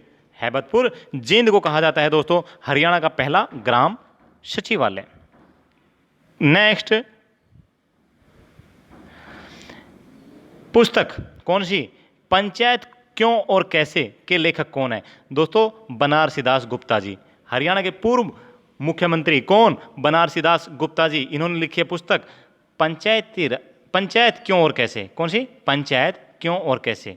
नेक्स्ट, हरियाणा में गांव में पंचायती रुपया किसे दिया जाता है? दोस्तों, हरियाणा में जो गांव में पंचायती रुपया आता है ना, वो किसे दिया जाता है? ये दिया जाता है भाई या तो सफाई कर्मचारी को, या चौकीदार को, या ब्राह्मण को, या नाई को, या जो सबसे बुजुर्ग आदमी कोई भी वहाँ बैठा होगा उनको दे दिया जाता है, जिसे बोलते हैं पंचायती रुपया। नेक्स्ट, क्वेश्चन नंबर 123, ग्राम पंचायत में सरपंच, उप सरपंच, वार्ड पंच को शपथ कौन दिलाता है? दोस्तों, ये दिलाता है पीठासीन अधिकारी जो बैठा होगा, या BDPO, block development panchayat officer, या हम कहें खंड विकास अधिकारी, ये दिलाते हैं इनको शपथ। नेक्स्ट, हरियाणा में कुल पंचायत समिति की संख्या कितनी है? 126 है। कितनी है? पंचायत समिति की संख्या 126 है दोस्तों। नेक्स्ट, क्वेश्चन नंबर 132, देश में पहली बार EVM का प्रयोग कहाँ पर किया गया? इलेक्ट्रिक वोटिंग मशीन का दोस्तों ये किया गया केरल में 1982 में। कहाँ गया? केरल में। कब हुआ? 1982 में पहली बार देश में EVM का प्रयोग हुआ। नेक्स्ट, EVM से विधानसभा के पूर्ण चुनाव कराने वाला राज्य कौन सा है? ऐसा कौन सा राज्य है जिसने पूरे के पूरे चुनाव EVM के द्वारा करवाए? वो है गोवा राज्य। 1999 में हुए थे गोवा में दोस्तों। नेक्स्ट, पंचायती राज चुनाव में EVM और VVPAT का पहली बार प्रयोग किस राज्य के द्वारा किया गया? दोस्तों, ये किया गया हरियाणा ने किया था। ठीक है, किसने? हरियाणा ने। नेक्स्ट, देश में एक साथ EVM का प्रयोग कब किया गया? यानी कि पूरे देश में एक साथ इलेक्ट्रिक वोटिंग मशीन का प्रयोग कब हुआ? ये हुआ दोस्तों 14th लोकसभा चुनाव जो हुए थे सन 2004 में। कब हुआ? सन 2004 में EVM का प्रयोग हुआ था पूरे देश में एक साथ। नेक्स्ट, ग्राम पंचायत में पंचों की संख्या कितनी हो सकती है? भाई, ग्राम पंचायत में जो पंच होते हैं यानी कि एक सरपंच और मेंबर, इनकी न्यूनतम संख्या 6 और अधिकतम संख्या 20 हो सकती है। कितनी? न्यूनतम 6 और अधिकतम 20 हो सकते हैं, इससे ज़्यादा नहीं। नेक्स्ट, हरियाणा की पहली बाल विवाह मुक्त पंचायत कौन सी है? ऐसी कौन सी पंचायत है जो पहली बाल विवाह मुक्त है? यह है दोस्तों गांधीनगर ग्राम पंचायत हिसार की। कौन सी? गांधीनगर ग्राम पंचायत हिसार की। क्वेश्चन नंबर 138, हरियाणा का पहला राष्ट्रीय पुरस्कार जीतने वाली पंचायत कौन सी है? नेशनल लेवल पर पुरस्कार जीतने वाली दुबड़ी ग्राम की पंचायत करनाल जिले की, यह है जिसने पहली ग्राम पंचायत जिसने राष्ट्रीय पुरस्कार जीता है। क्वेश्चन नंबर 139, पंचायत राज का विरोध करने वाले एकमात्र व्यक्ति, ओहो, पंचायत राज का विरोध करने वाले एकमात्र व्यक्ति कौन थे? डॉक्टर भीमराव अंबेडकर जी। कौन थे? डॉक्टर भीमराव अंबेडकर जी। नेक्स्ट, घूंघट के विरुद्ध अभियान चलाने वाली पंचायत कौन सी है? दोस्तों कैथल जिले की, भाई रे सुनिए, कैथल जिले की जो चौसाला पंचायत है उसने चलाया घूंघट के विरुद्ध अभियान। नेक्स्ट क्वेश्चन नंबर 141 है, हाल ही में बीसीए में पंचायत राज संस्था में कितने प्रतिशत रिजर्वेशन कर दिया गया है? तो भाई जो बीसीए वर्ग है इसमें पंचायत राज व्यवस्था में रिजर्वेशन किया गया है 8, कितना? 8%। नेक्स्ट, हरियाणा की प्रथम स्वच्छ ग्राम पंचायत कौन सी है? सुल्तानपुरिया सिरसा जिला की, सिरसा जिला की सुल्तानपुरिया जो ग्राम पंचायत है वो हरियाणा की पहली स्वच्छ ग्राम पंचायत है दोस्तों। ठीक है, और दोस्तों एक बात कहना चाहता हूं कि किसी ने बड़े कमाल की बात कही है कि इंसान चाहे कितना ही खुश क्यों ना हो, भाई किसी ने बड़े कमाल की बात कही है कि इंसान चाहे कितना ही खुश क्यों ना हो, जब वह अकेला होता है तो सिर्फ उस इंसान को याद करता है जिसे वह दिल से प्यार करता है। तो दोस्तों अभी आप दिल से किसे प्यार करते हैं? एग्ज़ाम क्लियर करने को? तो एग्ज़ाम क्लियर करने को ही याद कीजिए और आगे बढ़ते रहिए। टारगेट ज़्यादा दूर नहीं है, टारगेट उसी का दूर होता है जो दूर समझता है। ठीक है ना? तो क्वेश्चन नंबर 143 की तरफ हम बढ़ते हैं। हरियाणा की पहली मोबाइल फोन ग्राम पंचायत कौन सी है? वेरी गुड, हरियाणा की पहली मोबाइल फोन ग्राम पंचायत दोस्तों फिजिलपुर ग्राम पंचायत। नेक्स्ट, सभी पंचायतें ऑनलाइन करने वाला प्रथम ब्लॉक कौन सा है? पहला ब्लॉक सिरसा का रानिया ब्लॉक, जिसने सभी पंचायतों को ऑनलाइन करने वाला पहला ब्लॉक का दर्जा मिला है। नेक्स्ट, हरियाणा पंचायत भवन कहां पर है? चंडीगढ़ में दोस्तों, चंडीगढ़ के सेक्टर 28 में है हरियाणा पंचायत भवन। कहीं भाई पंचकुला याद कर लो, ठीक है? हरियाणा पंचायत भवन कहाँ है? चंडीगढ़ के सेक्टर 28 में।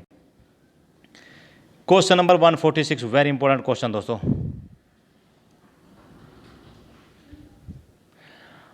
अब राइट टू रिकॉल विधेयक के तहत हरियाणा देश का पहला राज्य बन गया है जहां पर दोस्तों सरपंच को 33%, ब्लॉक समिति सदस्य और जिला परिषद को 50% वोट से उसके खिलाफ अविश्वास प्रस्ताव लाया जा सकता है। कहने का मतलब यह है कि भाई जो हरियाणा है ना वो देश का पहला ऐसा राज्य बन गया है जहां पर अगर सरपंच को हटाना है और उसके खिलाफ अविश्वास प्रस्ताव लाना है तो 33%, कितने? 33% सरपंच के लिए और जिला ब्लॉक समिति सदस्य और जिला परिषद के लिए 50% वोट की रिक्वायरमेंट पड़ेगी अविश्वास प्रस्ताव लाने के लिए। ठीक है दोस्तों, अविश्वास प्रस्ताव लाने के लिए। लेकिन उसको अगर हटाना है ना तो 66% वोट चाहिए। अगर सरपंच को हटाना है, ब्लॉक समिति सदस्य को हटाना है या जिला परिषद सदस्य को हटाना है तो हटाने के लिए 66% चाहिए, अविश्वास प्रस्ताव लाने के लिए 50% और 33%। ठीक है दोस्तों, और एक साल में एक बार ही अविश्वास प्रस्ताव लाया जा सकता है। पहले क्या है, सरपंच के खिलाफ अविश्वास प्रस्ताव नहीं ला सकते थे, लेकिन अभी ये ला सकते हैं। ओके, कोई बात नहीं, बीच में आ जाती है, ऐसे देसी ताऊ आ गया था। ओके, आगे देखते हैं। मेयर, नगर पार्षद और चेयरमैन जो कि सीधे जनता के द्वारा चुने जाएंगे उनके खिलाफ 50% वोट से अविश्वास प्रस्ताव लाया जा सकता है। लेकिन दोस्तों मेयर, नगर पार्षद और चेयरमैन को हटाने के लिए 75% वोट चाहिए। कितने चाहिए? 75% वोट चाहिए हटाने के लिए, अविश्वास के लिए 50% वोट चाहिए। याद कर लेना, बहुत ही महत्वपूर्ण आंकड़ा है, बेशक इसका एक बार स्क्रीनशॉट ले लो। नेक्स्ट क्वेश्चन नंबर 147, हरियाणा में उप सरपंच पद को कब खत्म कर दिया गया? भाई हरियाणा में भी उप सरपंच पद होता था लेकिन 1996 तक, 14 अगस्त 1996 तक होता था। इसे फिनिश कर दिया गया, किसके समय में किया गया? बंसी लाल के समय में किया गया। नेक्स्ट, ग्राम सभा की साल में कितनी बैठक अनिवार्य है, यानी कि एक साल में कितनी बार बैठक बहुत ही जरूरी है? दोस्तों 13 अप्रैल और 2 अक्टूबर को हर साल बैठक बहुत ही ज़रूरी होती है कि भाई ये तो बैठक होगी ही होगी, ठीक है ना, इस डेट में। नेक्स्ट, हरियाणा का पहला शव प्रेरित गांव कौन सा है? सुई गांव भिवानी का। भिवानी का जो सुई गांव है हरियाणा का पहला शव प्रेरित गांव है दोस्तों। क्वेश्चन नंबर 150, हरियाणा में कैबिनेट की तर्ज पर काम करने वाली प्रथम पंचायत कौन सी है? ऐसी पहली पंचायत जो कि कैबिनेट की तर्ज पर काम करती है वो है तलवाड़ा पंचायत फतेहाबाद की, ठीक है दोस्तों।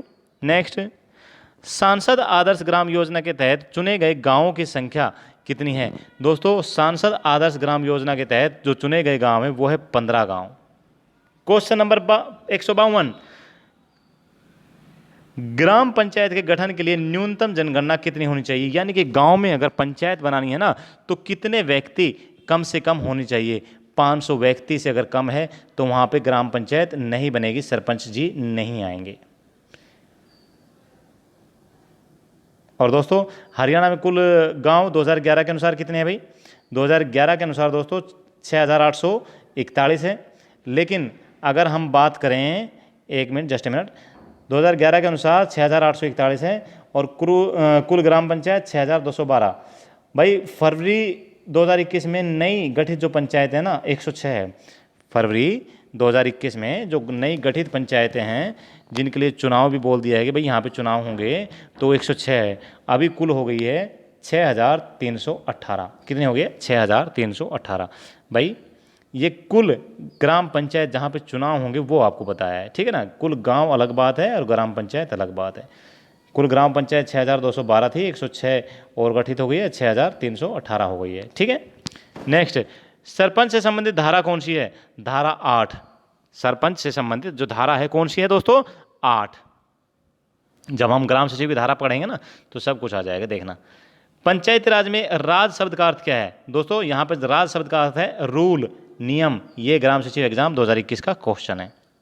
नेक्स्ट, पंचायत समिति का पदेन सचिव होता है, ये भी ग्राम सचिव एग्जाम का क्वेश्चन है 2021 का, आयुक्त या कहीं कमिश्नर। नेक्स्ट, हरियाणा में प्रधान जिला परिषद का मानदेय कितना है? दोस्तों हरियाणा में जो प्रधान जिला परिषद होता है उसका जो मानदेय होता है 7500 रुपये पर मंथ। नेक्स्ट, उप प्रधान जिला परिषद का मानदेय 6000 रुपये पर मंथ। अगला, सदस्य जिला परिषद का मानदेय कितना होता है पर मंथ? दोस्तों 2500 रुपये। सदस्य जो होते हैं जिला परिषद के, इसका जो पर मंथ मानदेय होता है 2500 रुपये पर मंथ होती है इसकी सैलरी। नेक्स्ट, अध्यक्ष पंचायत समिति का मानदेय कितना होता है? दोस्तों ब्लॉक समिति का जो अध्यक्ष होता है उसका मानदेय पर मंथ होता है 6000 रुपये और जो उपाध्यक्ष होता है दोस्तों उसका होता है 2500 रुपये। नेक्स्ट, सदस्य पंचायत समिति का 1250 रुपये। पंचायत समिति का जो सदस्य होता है उसका कितना होता है? 1250 रुपये। अगर हम बात करें सरपंच की, सरपंच ग्राम पंचायत का उसका मानदेय होता है दोस्तों 3000 रुपये पर मंथ। सरपंच बनने में फ़ायदा है भाई, ठीक है। नेक्स्ट, हरियाणा में पंच ग्राम पंचायत का यानी कि जो मेंबर्स होते हैं अन्य सरपंच के अलावा उनका मानदेय होता है दोस्तों 1000 रुपये। नेक्स्ट, चौकीदार का मानदेय 7000 रुपये पर मंथ। चौकीदार का कितना होता है? 7000 रुपये पर मंथ। फिर सरपंच बनने में क्या फ़ायदा, फिर तो चौकीदार बन जाओ, यही अच्छा रहेगा भाई। और नंबरदार का दोस्तों 3000 रुपये पर मंथ है, लंबरदार जिसे बोलते हैं। नेक्स्ट, हरियाणा में पेंशन पूर्व सरपंच का मानदेय, जो पूर्व सरपंच है उनकी पेंशन कितनी है दोस्तों? 1000 रुपये पर मंथ। दोस्तों यहाँ पे हमने जो कवर किया है वो किया है पंचायती राज के 166 क्वेश्चन, बहुत ही महत्वपूर्ण क्वेश्चन है। और अभी हम शुरू करने वाले हैं जमीन की माप। क्या? जमीन की माप, क्वेश्चन नंबर 1। दोस्तों अभी शुरू होता है हमारा जमीन की माप। जमीन की माप का क्वेश्चन नंबर 1। ओके, इसके बारे में थोड़ा सा एक बार जान लेते हैं फिर स्टार्ट करते हैं इसके ब्रीफ। देखिए ऐसा चकबंदी का जो कार्य है सर्वप्रथम पंजाब में 1920 में शुरू हुआ था। उस 1920 में अगर शुरू हुआ था तो अपना जो हरियाणा है वो भी पंजाब के अंतर्गत आता है, ये आप सभी को पता है। लेकिन चकबंदी पूर्ण राज्य में नहीं हो पाया। इसका मुख्य कारण था लोगों को मंजूर ही नहीं था कि चकबंदी की जाए। लोग नहीं चाहते थे कि चकबंदी का कार्य हो।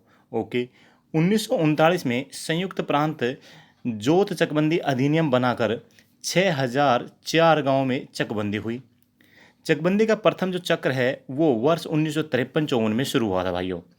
जिन गांवों में चकबंदी का काम वर्षों से लटका हुआ है उसके पीछे बहुत से कारण हैं। देखिए, आज़ादी के बाद 1954 में उत्तर प्रदेश के मुजफ्फरनगर जिले के कैराना तहसील और सुल्तानगंज जिले की मुसाफिरखाना तहसील में प्रयोग के तौर पर इसकी शुरुआत हुई थी। तो क्वेश्चन है सीधा सीधा ये पूछा जा सकता है कि भाई प्रयोग के तौर पर कहाँ से इसकी शुरुआत हुई थी। तो मुजफ्फरनगर के जिले के कैराना तहसील दोस्तों और सुल्तानगंज जो तहसील है वहाँ से चकबंदी की शुरुआत हुई थी। कब हुई थी? 1954 में। नेक्स्ट है 1958 में इसे पूरे प्रदेश में लागू करने के साथ ही चकबंदी योजना के संचालन के लिए चकबंदी विभाग का गठन किया गया था। ओके दोस्तों, अभी जानते हैं दोस्तों कि ज़मीन की जो माप होती है कितने सेंटीमीटर में कितना क्या होता है, कितने हेक्टेयर में, कितना एकड़ में, कितना कैनाल, ये वो सब की सब पूरी की जानकारी आपको आज दी जाएगी। ठीक है ना भाई, एक कनाल में कितना होता है, एक बीघा क्या होता है, मिसा क्या होता है, पूरा ब्रीफ में आपको समझा दिया जाएगा। इसको कवर करने के बाद में मुझे पूरी उम्मीद है और 100% गारंटी देता हूँ कि हरियाणा के अंदर इससे बेस्ट वीडियो आपको नहीं मिलेगा। ओके, तो देखते हैं। देखिए, 1 सेंटीमीटर बराबर होता है 10 mm के। 1 सेंटीमीटर यानी कि 10 मिलीमीटर के बराबर होता है। 100 सेंटीमीटर होता है दोस्तों 1 मीटर के बराबर। 100 centimeter is equal to 1 meter. 1 inch बराबर होता है दोस्तों 2.54 सेंटीमीटर। देखिए, हम बोल देते हैं 1 इंच बराबर है 2.5 सेंटीमीटर। 2.5 सेंटीमीटर नहीं होता है, 2.54 सेंटीमीटर होता है, इसको आप ध्यान रखेंगे। नेक्स्ट, 1 किलोमीटर स्क्वायर कितने के बराबर होता है दोस्तों? ये होता है 100 हेक्टेयर के बराबर। यानी कि 1 किलोमीटर लंबा और 1 किलोमीटर चौड़ा कोई स्क्वायर है तो ये किसके बराबर होगा? ये 100 हेक्टेयर के बराबर होगा दोस्तों। 1 किलोमीटर स्क्वायर जो 100 हेक्टेयर के बराबर होता है उसे हम कह सकते हैं कि 1 किलोमीटर स्क्वायर बराबर 0.3861 वर्ग मील, या कह सकते हैं 1 किलोमीटर स्क्वायर बराबर 100 हेक्टेयर बराबर 0.3861 वर्ग मील बराबर 247.105 एकड़। यानी कि 1 किलोमीटर के जो स्क्वायर है उसके बराबर में क्या क्या हो गया? देखिए, 1 किलोमीटर स्क्वायर बराबर हो गया 100 हेक्टेयर बराबर हो गया 0.3861 वर्ग मील बराबर हो गया 247.105 एकड़। ठीक है दोस्तों, यानी कि सब एक दूसरे के बराबर हो गए। क्वेश्चन में कैसे भी पूछा जा सकता है एग्जाम में, 1 किलोमीटर स्क्वायर इज एक वर्ग किलोमीटर किसके बराबर है? तो ये तीनों के बराबर है। ठीक है भाई, इसके बराबर है, इसके भी और इसके भी, और ये तीनों आपस में एक दूसरे के बराबर भी है। इस चीज़ को आप ध्यान रखेंगे। ओके, नेक्स्ट देखते हैं 1 फुट क्या होता है दोस्तों। एक जो फिट होता है वो 30.48 सेंटीमीटर के होता है। आप इस बात को थोड़ा ध्यान दीजिएगा। बोलो भाई 1 फुट में कितने इंच होते हैं, सॉरी सेंटीमीटर होते हैं? भाई 1 फुट में जो सेंटीमीटर होते हैं वो 30 सेंटीमीटर होते हैं, नहीं 30.48 सेंटीमीटर होते हैं एग्जैक्ट। ठीक है, 12 फीट का 1 इंच बोलते हैं ना, सॉरी 1 फीट बराबर 12 इंच बोलते हैं, सुना होगा। और इसी हिसाब से 12 इंच बराबर जो हो जाएगा वो हो जाएगा 30.48 सेंटीमीटर के। ठीक है, नेक्स्ट 1 फीट बराबर है 12 इंच, 1 फीट बराबर होता है 12 इंच। 1 फीट और किसके बराबर होता है? 1 फीट बराबर होता है 0.3048 मीटर के।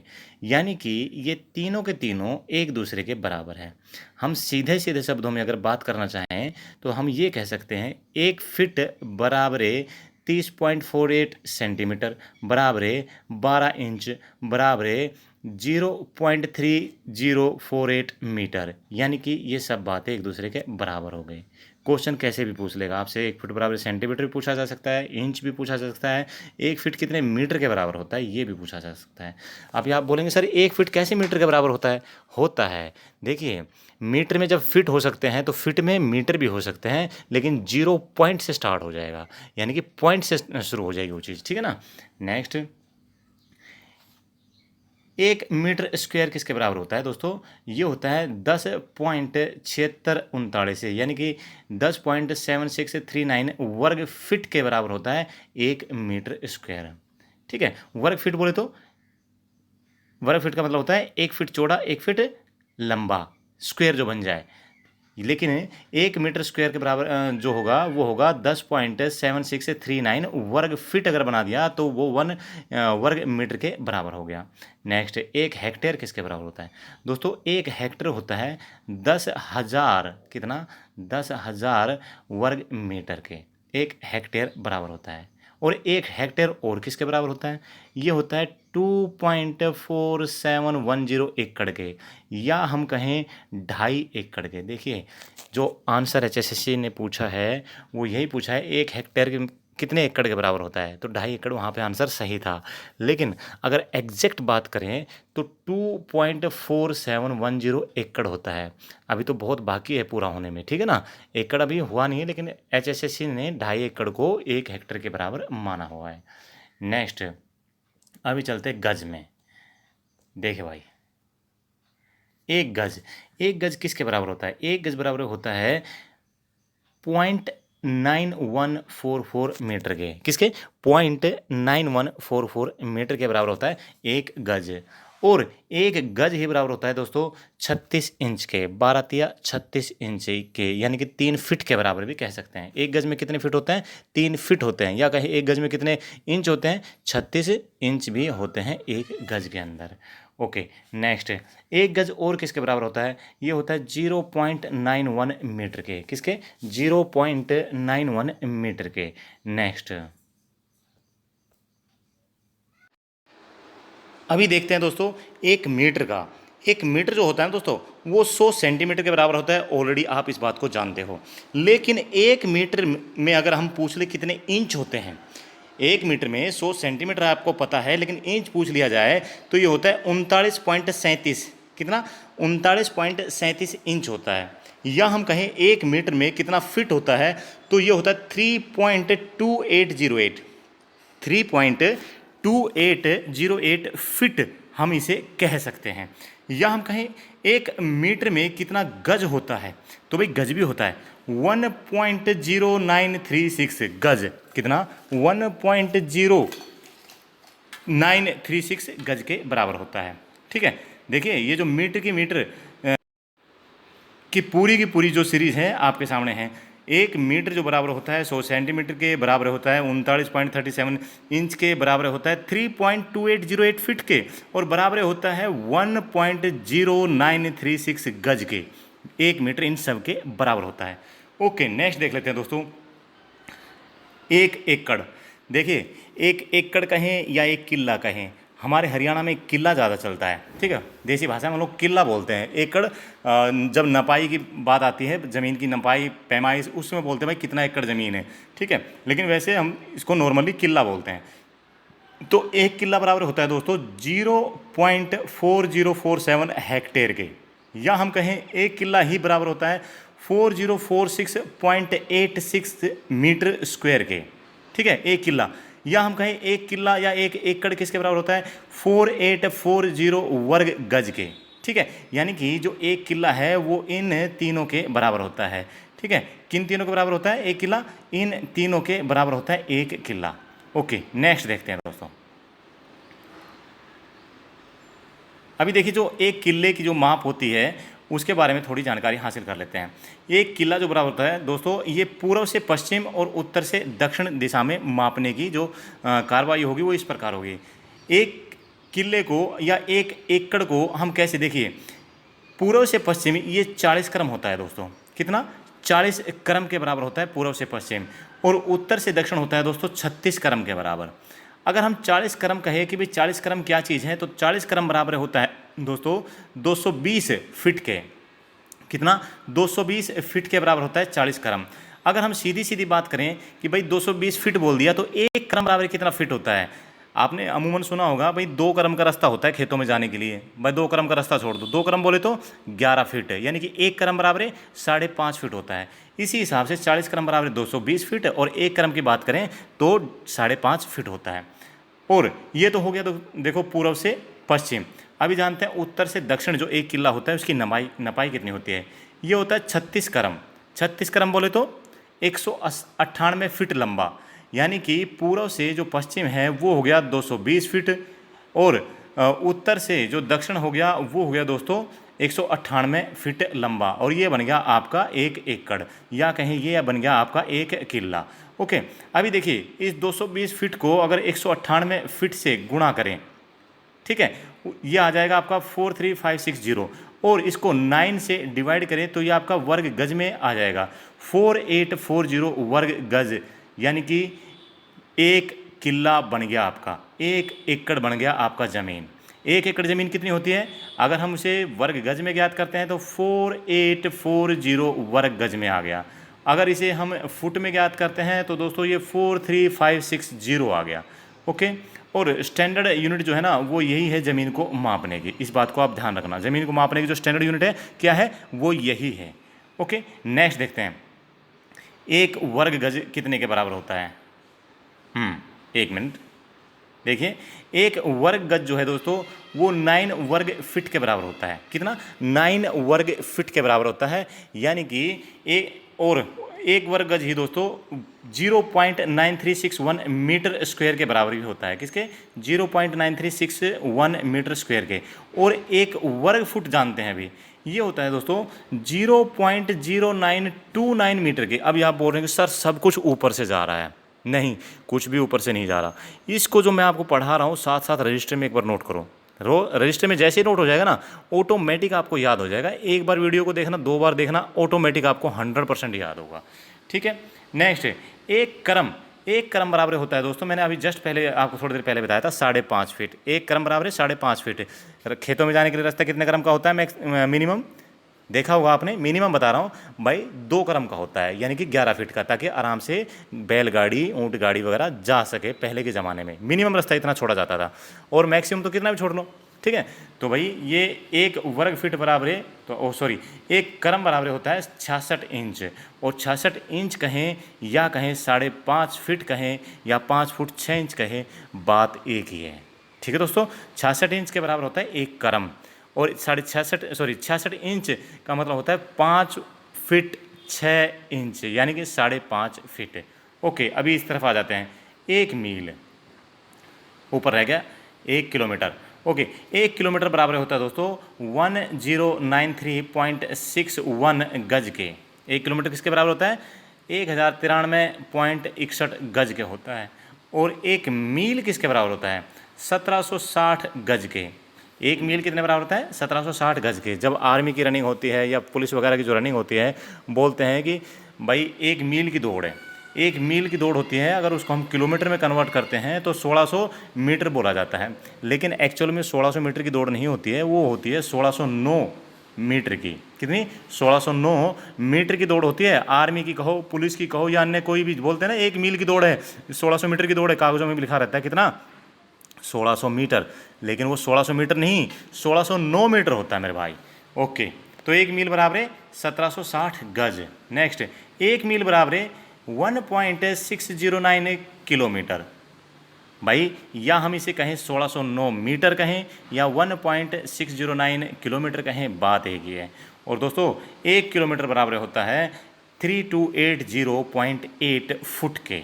3280.8 फुट के। ओके, और 1 किलोमीटर ही बराबर होता है 1000 मीटर के। 1 किलोमीटर के कितने मीटर के बराबर होता है?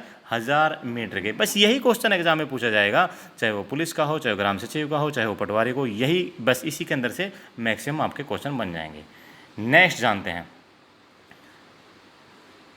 5 फुट 6 इंच किसके बराबर होता है? भाई दोस्तों 5 फुट 6 इंच कहे या 5 फुट 6 इंच कहे या 5.5 फुट कहे या 66 इंच कहे, एक ही बात है। या कहें 1 करम कहें, एक ही बात है। ठीक है, 1 करम बराबर है 5.5 फीट। 1 किलोमीटर बराबर है, अभी मील में कन्वर्ट करते हैं 1 किलोमीटर को, तो ये हो जाता है 0.6214 मीटर के। 0.6214 मीटर के। ओके, नेक्स्ट देखते हैं। अभी दोस्तों एक जो माप की इकाइयाँ हैं, सरसाई क्या होता है, मरला क्या होता है, कनाल क्या होता है, एकड़ क्या होता है, बीघा क्या होता है और हेक्टेयर क्या होता है, पूरी की पूरी जानकारी वो भी बिल्कुल ब्रीफ में आपको आज समझा दी जाएगी। इसके बाद भूलने का और इसको इधर उधर ढूंढने का कोई मतलब ही नहीं है, क्योंकि यहाँ आज वीडियो को आप देखने के बाद में क्या है, इसके नोट्स बनाएंगे और नोट्स बना लिए तो ये समझो आपका सब कुछ फाइनल हो गया। देखिए एक बात सुनाता हूँ आपको, किसी ने बड़े कमाल की बात कही है किसी ने बड़े कमाल की बात कही है कि जीवन में ऐसे खिलाड़ी बनो जो सिर्फ गोल के लिए दौड़ते हैं। भाई जो खिलाड़ी होता है, फुटबॉल का मैच चलता है, हॉकी का मैच चलता है, तो गोल करने के लिए दौड़ता है ना, ठीक है ना। क्रिकेटर जो दौड़ता है वो तो रन बनाने के लिए दौड़ता है। मारा बॉल चला गया चौका छक्का तो रन तो बन गए, लेकिन क्या दौड़ा? नहीं दौड़ा। लेकिन ऐसे खिलाड़ी बनो जो सिर्फ गोल के लिए दौड़ता है। रेफरी मत बनो, रेफरी मत बनो जो सिर्फ गलतियां ढूंढने के लिए ही दौड़ता है। तो दोस्तों मैं सिर्फ इतना ही सजेस्ट करना चाहूँगा, अपने गोल पे ध्यान दो, अपने जीवन के जो लक्ष्य है उस पर ध्यान दो। ओके, तो देखते हैं ये सरसाई क्या चीज़ है, बीमारी का क्या नाम है इसका। देखिए सरसाई, एक सरसाई जो होती है ना दोस्तों, वो कर्म गुणा कर्म, यानी कि एक कर्म गुणा कर्म, यानी कि दोस्तों 5.5 फीट गुणा 5.5 फीट या कहें 30.5 वर्ग फीट के बराबर होता है एक सरसाई। क्या भाई? एक सरसाई बराबर होता है दोस्तों कर्म स्क्वायर, क्या? कर्म स्क्वायर, या कहें 30.5 वर्ग फीट। एक सरसाई कितने बराबर है? कर्म स्क्वायर, या कहें 30.5 वर्ग फीट के बराबर होता है एक सरसाई। अब आ जाते हैं मरला में। दोस्तों एक मरले में है ना 9 सरसाई होती है। कितनी होती है? 9 सरसाई। और आपको पता है कि एक सरसाई के बराबर होता है 30.5 वर्ग फीट। अभी एक मरला में अगर 9 सरसाई है तो अगर हम 30.5 वर्ग फीट को 9 से गुणा कर देंगे तो एक मरला आ जाएगा ना।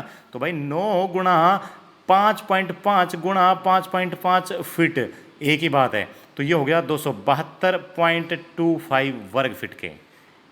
एक मरला किसके बराबर हो गया? 272.25 वर्ग फीट के बराबर हो गया एक मरला। ओके, नेक्स्ट देखते हैं एक कनाड़।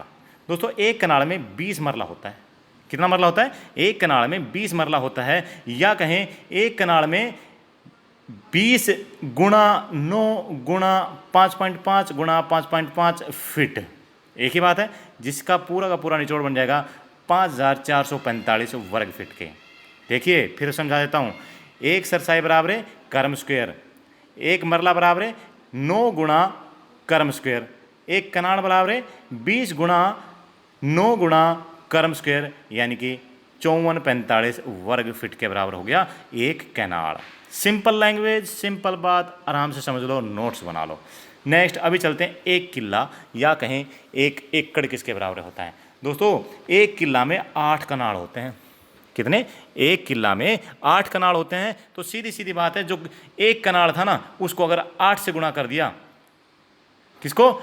एक कनाड़ को अगर 8 से गुणा कर दिया तो हमारा आंसर आ जाएगा एक किले का।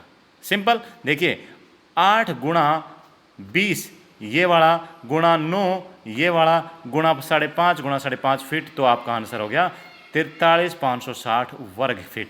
एक किले में कितने वर्ग फीट होते हैं? 43,560 वर्ग फीट के बराबर होता है एक किला।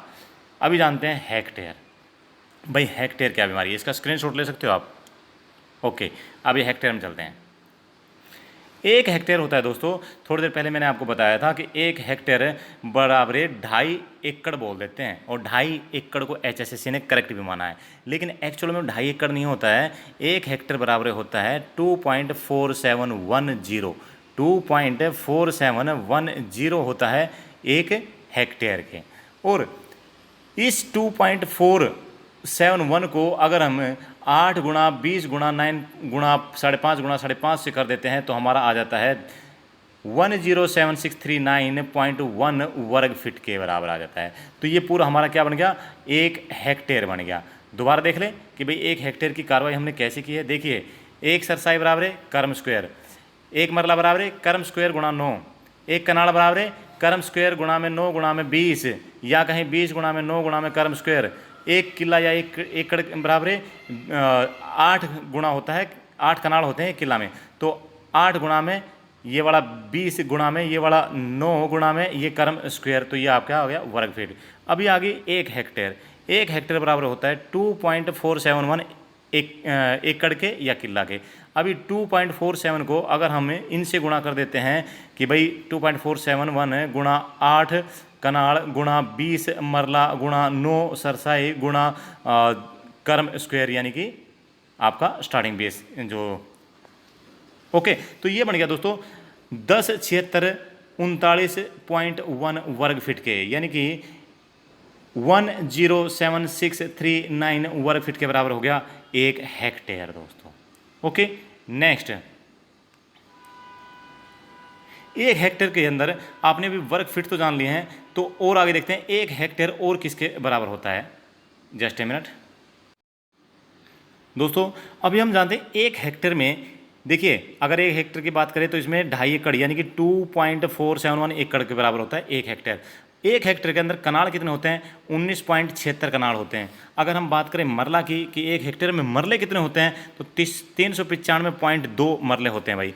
अगर क्वेश्चन आ जाए कि 1 हेक्टेयर में कितने सरसाई होते हैं, तो दोस्तों ये हो गया 3556.8 सरसाई गुणा कर्म स्क्वायर।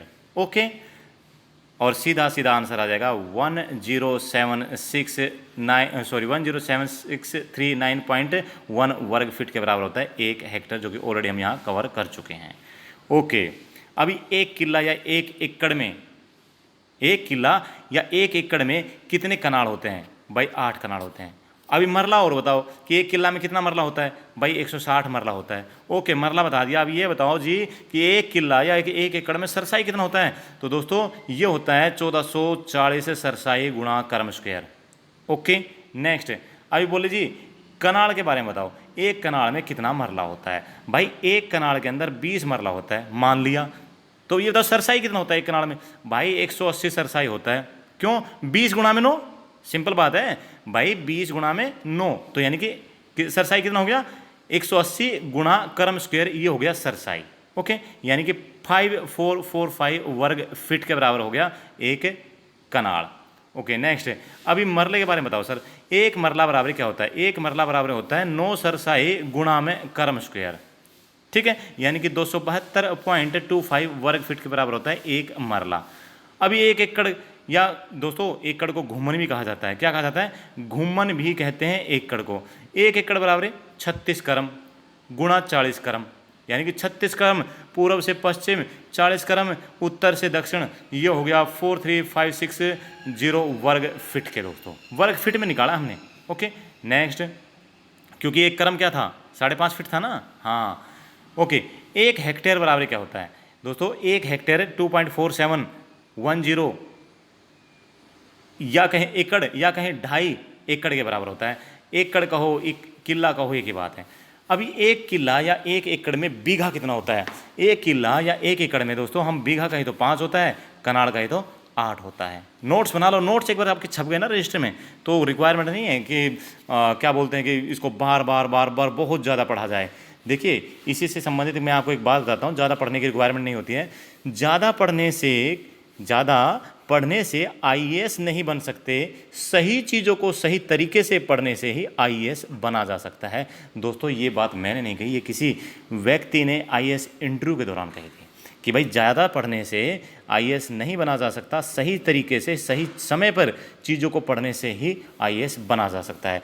उसी तरह ज़्यादा काम करने से सफलता नहीं मिलती जब तक कि आप सही तरीके से काम नहीं कर लेते। तो ज़्यादा पढ़ने से ही आप कोई भी एग्ज़ाम क्लियर नहीं कर सकते। सही तरीके से अगर पढ़ोगे ना, इसके नोट्स बनाओगे, तो ईजिली कोई भी एग्ज़ाम क्लियर हो जाएगा। ओके, अभी दोस्तों हम जानते हैं विश्वांशी में कितना फिट होते हैं? विश्वांशी में 68.0625 फिट होता है। कितना? 68.0625 फिट है। अभी विश्वा, देखिए एक विश्वा में 20 विश्वांशी होते हैं। एक विश्वा में कितने विश्वांशी होते हैं? 20 विश्वांशी होते हैं। या हम कहें कि कितने वर्ग फीट होते हैं एक विश्वा में, तो दोस्तों 20 गुणा 68.0625 को अगर कर दिया जाए तो ये 1361.25 वर्ग फीट आ जाता है एक विश्वा में। और एक विश्वा कितने विश्वांशी के बराबर होता है? 20 विश्वांशी के बराबर होता है। अभी 20 विश्वा होते हैं दोस्तों एक बीघा के। 20 विश्वा एक बीघा के बराबर होते हैं, यानी कि 165 फुट गुणा 165 बराबर 27,225 स्क्वायर फीट के। ओके दोस्तों, बराबर 27,225 स्क्वायर फीट के। नेक्स्ट है मुरब्बा। एक मुरब्बे में दोस्तों 25 एकड़ होते हैं। एक मुरब्बा जो बनता है ना, वो 25 एकड़ का बनता है भाई, ध्यान दे लेना, बहुत ही अभी बड़ी इकाई है। नेक्स्ट, अभी पक्का बीघा के बारे में जानते हैं भाई। एक पक्का बीघा किसके बराबर होता है दोस्तों? एक पक्का बीघा जो है ना वो होता है बराबर, जस्ट ए मिनट, एक वर्ग जरीब के बराबर होता है एक पक्का बीघा। भाई नहीं, हम वर्ग जरीब के बारे में नहीं पूछेंगे। अब ये बताओ एक पक्का बीघा जो है ना कितने कच्चे बीघे के बराबर होता है? तो भाई एक पक्का बीघा 3 कच्चे बीघे के बराबर होता है। ओके, तो एक वर्ग जरीब कितने के बराबर होता है? एक वर्ग जरीब भी 3 कच्चे बीघे के बराबर होता है। ओके, अभी सर ये बताओ एक जो पक्का बीघा है उसमें कितने बिस्वा होते हैं? भाई उसमें बिस्वा होते हैं 20। ये आपस में एक दूसरे के बराबर है, ध्यान देना भाई। एक पक्का बीघा बराबर है एक वर्ग जरीब बराबर है 3 कच्चे बीघे बराबर है 20 बिस्वा। अगर हम बात करें ये 20 बिस्वा किसके बराबर होता है? तो दोस्तों ये बराबर होता है 30-25 यानी कि 3025 वर्ग गज के। और ये 3025 वर्ग गज को हम एक पक्का बीघा के बराबर भी कह सकते हैं। सारे एक दूसरे के बराबर है, देख लो। ओके, 3025 वर्ग गज है वो किसके बराबर है? वो है 2529 यानी कि 2529 वर्ग मीटर के। और ये 2529 वर्ग मीटर किसके बराबर है? 27,225 वर्ग फीट के। या हम कहें 27,225 वर्ग फीट किसके बराबर है? 165 गुणा 165 फीट के। या कहें 165 गुणा 165 फीट किसके बराबर है? तो वो है एक पक्का बीघा के। सिंपल, समझ गए ना दोस्तों? 165 गुणा 165 फीट ये किसके बराबर है? 55 गुणा 55 यार्ड के बराबर है, गज के। 55 गुणा 55 यार्ड के, 55 स्क्वायर यार्ड बराबर होता है एक पक्का बीघा। सिंपल। और ये किसके बराबर होता है? 0.625 एकड़ के बराबर होता है। एकड़ में पहुंच गए। और ये 0.625 एकड़ किसके बराबर होता है? 0.253 हेक्टेयर के बराबर होता है। और ये किसके बराबर होता है? 5 कनाल के बराबर होता है। ये किसके बराबर होता है? 100 मरला के। कुल मिला के लास्ट में जो निचोड़ निकला वो निचोड़ ये निकला कि एक पक्का बीघा जो है ना 100 मरला के बराबर होता है। एक दूसरे के सारे एक दूसरे देखो रिलेट कर दिए। गहराई से समझाने का मीनिंग सिर्फ इतना ही है कि एक नंबर का जो खेल है ना वो आपको सिलेक्शन दिला सकता है, वो आपका सिलेक्शन रोक सकता है। ठीक है ना? ओके, इसका स्क्रीनशॉट बाद में लेना। अभी जानते हैं एक एकड़ के बारे में। दोस्तों एक एकड़ की बात करें तो एक एकड़ होता है 48-40 वर्ग फीट गज के। कितना? 48-40 वर्ग गज के। या कहें एक एकड़ या 48-40 वर्ग गज किसके बराबर है? तो दोस्तों 4046.80 वर्ग मीटर के बराबर है। और ये किसके बराबर है? 43,560 वर्ग फीट के, जो ऑलरेडी हम सब ऊपर पढ़ चुके हैं। क्या? सब ऊपर पढ़ चुके हैं। और ये हेक्टेयर में अगर इसको कन्वर्ट करें, एक एकड़ को हेक्टेयर में कन्वर्ट करें तो आ जाएगा 0.4047 हेक्टेयर के। अगर हम बीघा में कन्वर्ट करें तो ये बराबर हो जाए 1.6 बीघा के। और दोस्तों एक एकड़ में कितने कनाल होते हैं? 8 कनाल होते हैं और मरला 160 होते हैं। ओके, अभी आप इसका एक स्क्रीनशॉट ले लीजिए, फिर आगे चलते हैं। हाँ जी, अभी समझाते हैं भाई ये जो ज़मीन की माप है ना ये कहानी शुरू कैसे हुई। देखिए, पटवारी प्रणाली की जो शुरुआत है वो सिकंदर लोदी, जानते हैं ना, जिसे निज़ाम खां जिसका नाम था ना, हाँ जी, सिकंदर लोदी के समय में शुरू हुई थी। सिकंदर लोदी ने गजे सिकंदरी पैमाना बनवाया था। कौन सा? सिकंदर लोदी ने कौन सा पैमाना बनवाया था? गजे सिकंदरी पैमाना बनवाया था भूमि को मापने के लिए। शेरशाह सूरी ने एक पैमाना चलाया था स्वर्ण की डंडी और गजे सिकंदरी।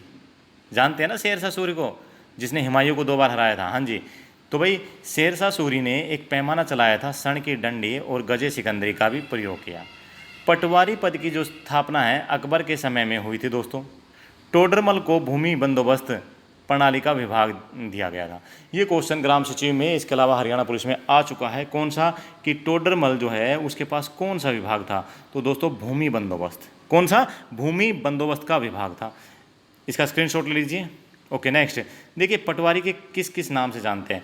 पटवारी के जो अन्य नाम है दोस्तों, पटेल के नाम से भी जानते हैं, कारनाम अधिकारी भी कहते हैं, शान बेगरू। आप पटवारी बनने वाले हैं भाई, एग्जाम बता रहे हैं ना दिसंबर में, तो आप यहाँ पटवारी बनने वाले हैं, ग्राम सचिव बनने वाले हैं। अगर पटवारी बन गए तो क्या कहेंगे? वो देखो शान बेगरू भाई आ रहा है। कौन आ रहा है? शान बेगरू भाई आ रहा है। ठीक है ना? ओके दोस्त, लेखपाल भी बोलते हैं पटवारी के। जो अन्य नाम क्या है? लेखपाल आदि भी पटवारी के नाम होते हैं। आंध्र प्रदेश, पश्चिम बंगाल, उत्तर भारत में इसे पटवारी कहा जाता है। पटवारी को क्या बोलते हैं? पटवारी कहा जाता है। लेकिन गुजरात, महाराष्ट्र में तलाली कहते हैं। गुजरात और महाराष्ट्र में पटवारी को क्या कहते हैं? तलाली आ रहा है। अगर मान लो आप पटवारी बन गए, कहाँ के? गुजरात के या महाराष्ट्र के, तो क्या बोलेंगे? ओ भाई तलाली आ रहा है। कितना अजीब सा लगेगा ना। तलाली, ऐसा सब महसूस होगा दलाली, नहीं नहीं नहीं नहीं, गलत नाम है, पटवारी अच्छा है। नेक्स्ट, राजस्थान में भी पटवारी कहते हैं, और तमिलनाडु में दोस्तों कर्णम अधिकारी कहा जाता है। क्या कहा जाता है? कर्णम अधिकारी। कर्णम मल्लेश्वरी है ना, आंध्र प्रदेश की, हमारे हरियाणा में यमुनानगर में सेटल्ड रमेश जी के साथ शादी हुई थी, भोरोतोलक जो है, ठीक है, कर्णम मल्लेश्वरी, हाँ जी, ओके। और भाई पंजाब में इसको पिंड दी माँ कहते हैं। क्या कहते हैं? पिंड दी माँ कहा जाता है पंजाब में। किसको? पटवारी को। अगर मान लो आप पटवारी बन गए कहाँ? पंजाब में, तो क्या कहेंगे दोस्तों आपस में? जब आप कहीं जाओगे, किसी की तरफ चलते हुए जाओगे, तो सामने दोस्त खड़ा हुआ क्या बोलेगा? ओए पिंड दी माँ आ रहा है। अरे कौन आ रहा है? पिंड दी माँ आ रहा है। अरे अरे कितना खराब लगेगा ना। कोई बात नहीं, तो पटवारी ही सबसे अच्छा है। ओके दोस्तों, पटवारी कहें या लेखपाल के जो काम कहें, या पटेल के काम क्या क्या है, या शान बेगरू के, शान बेगरू बड़ा अच्छा नाम लगा भाई, इनके काम क्या है वो थोड़ा सा जान लेते हैं। देखिए, पटवारी का जो काम है ना, गांव की ज़मीन का रिकॉर्ड रखना। क्या है? गांव की ज़मीन का रिकॉर्ड रखना।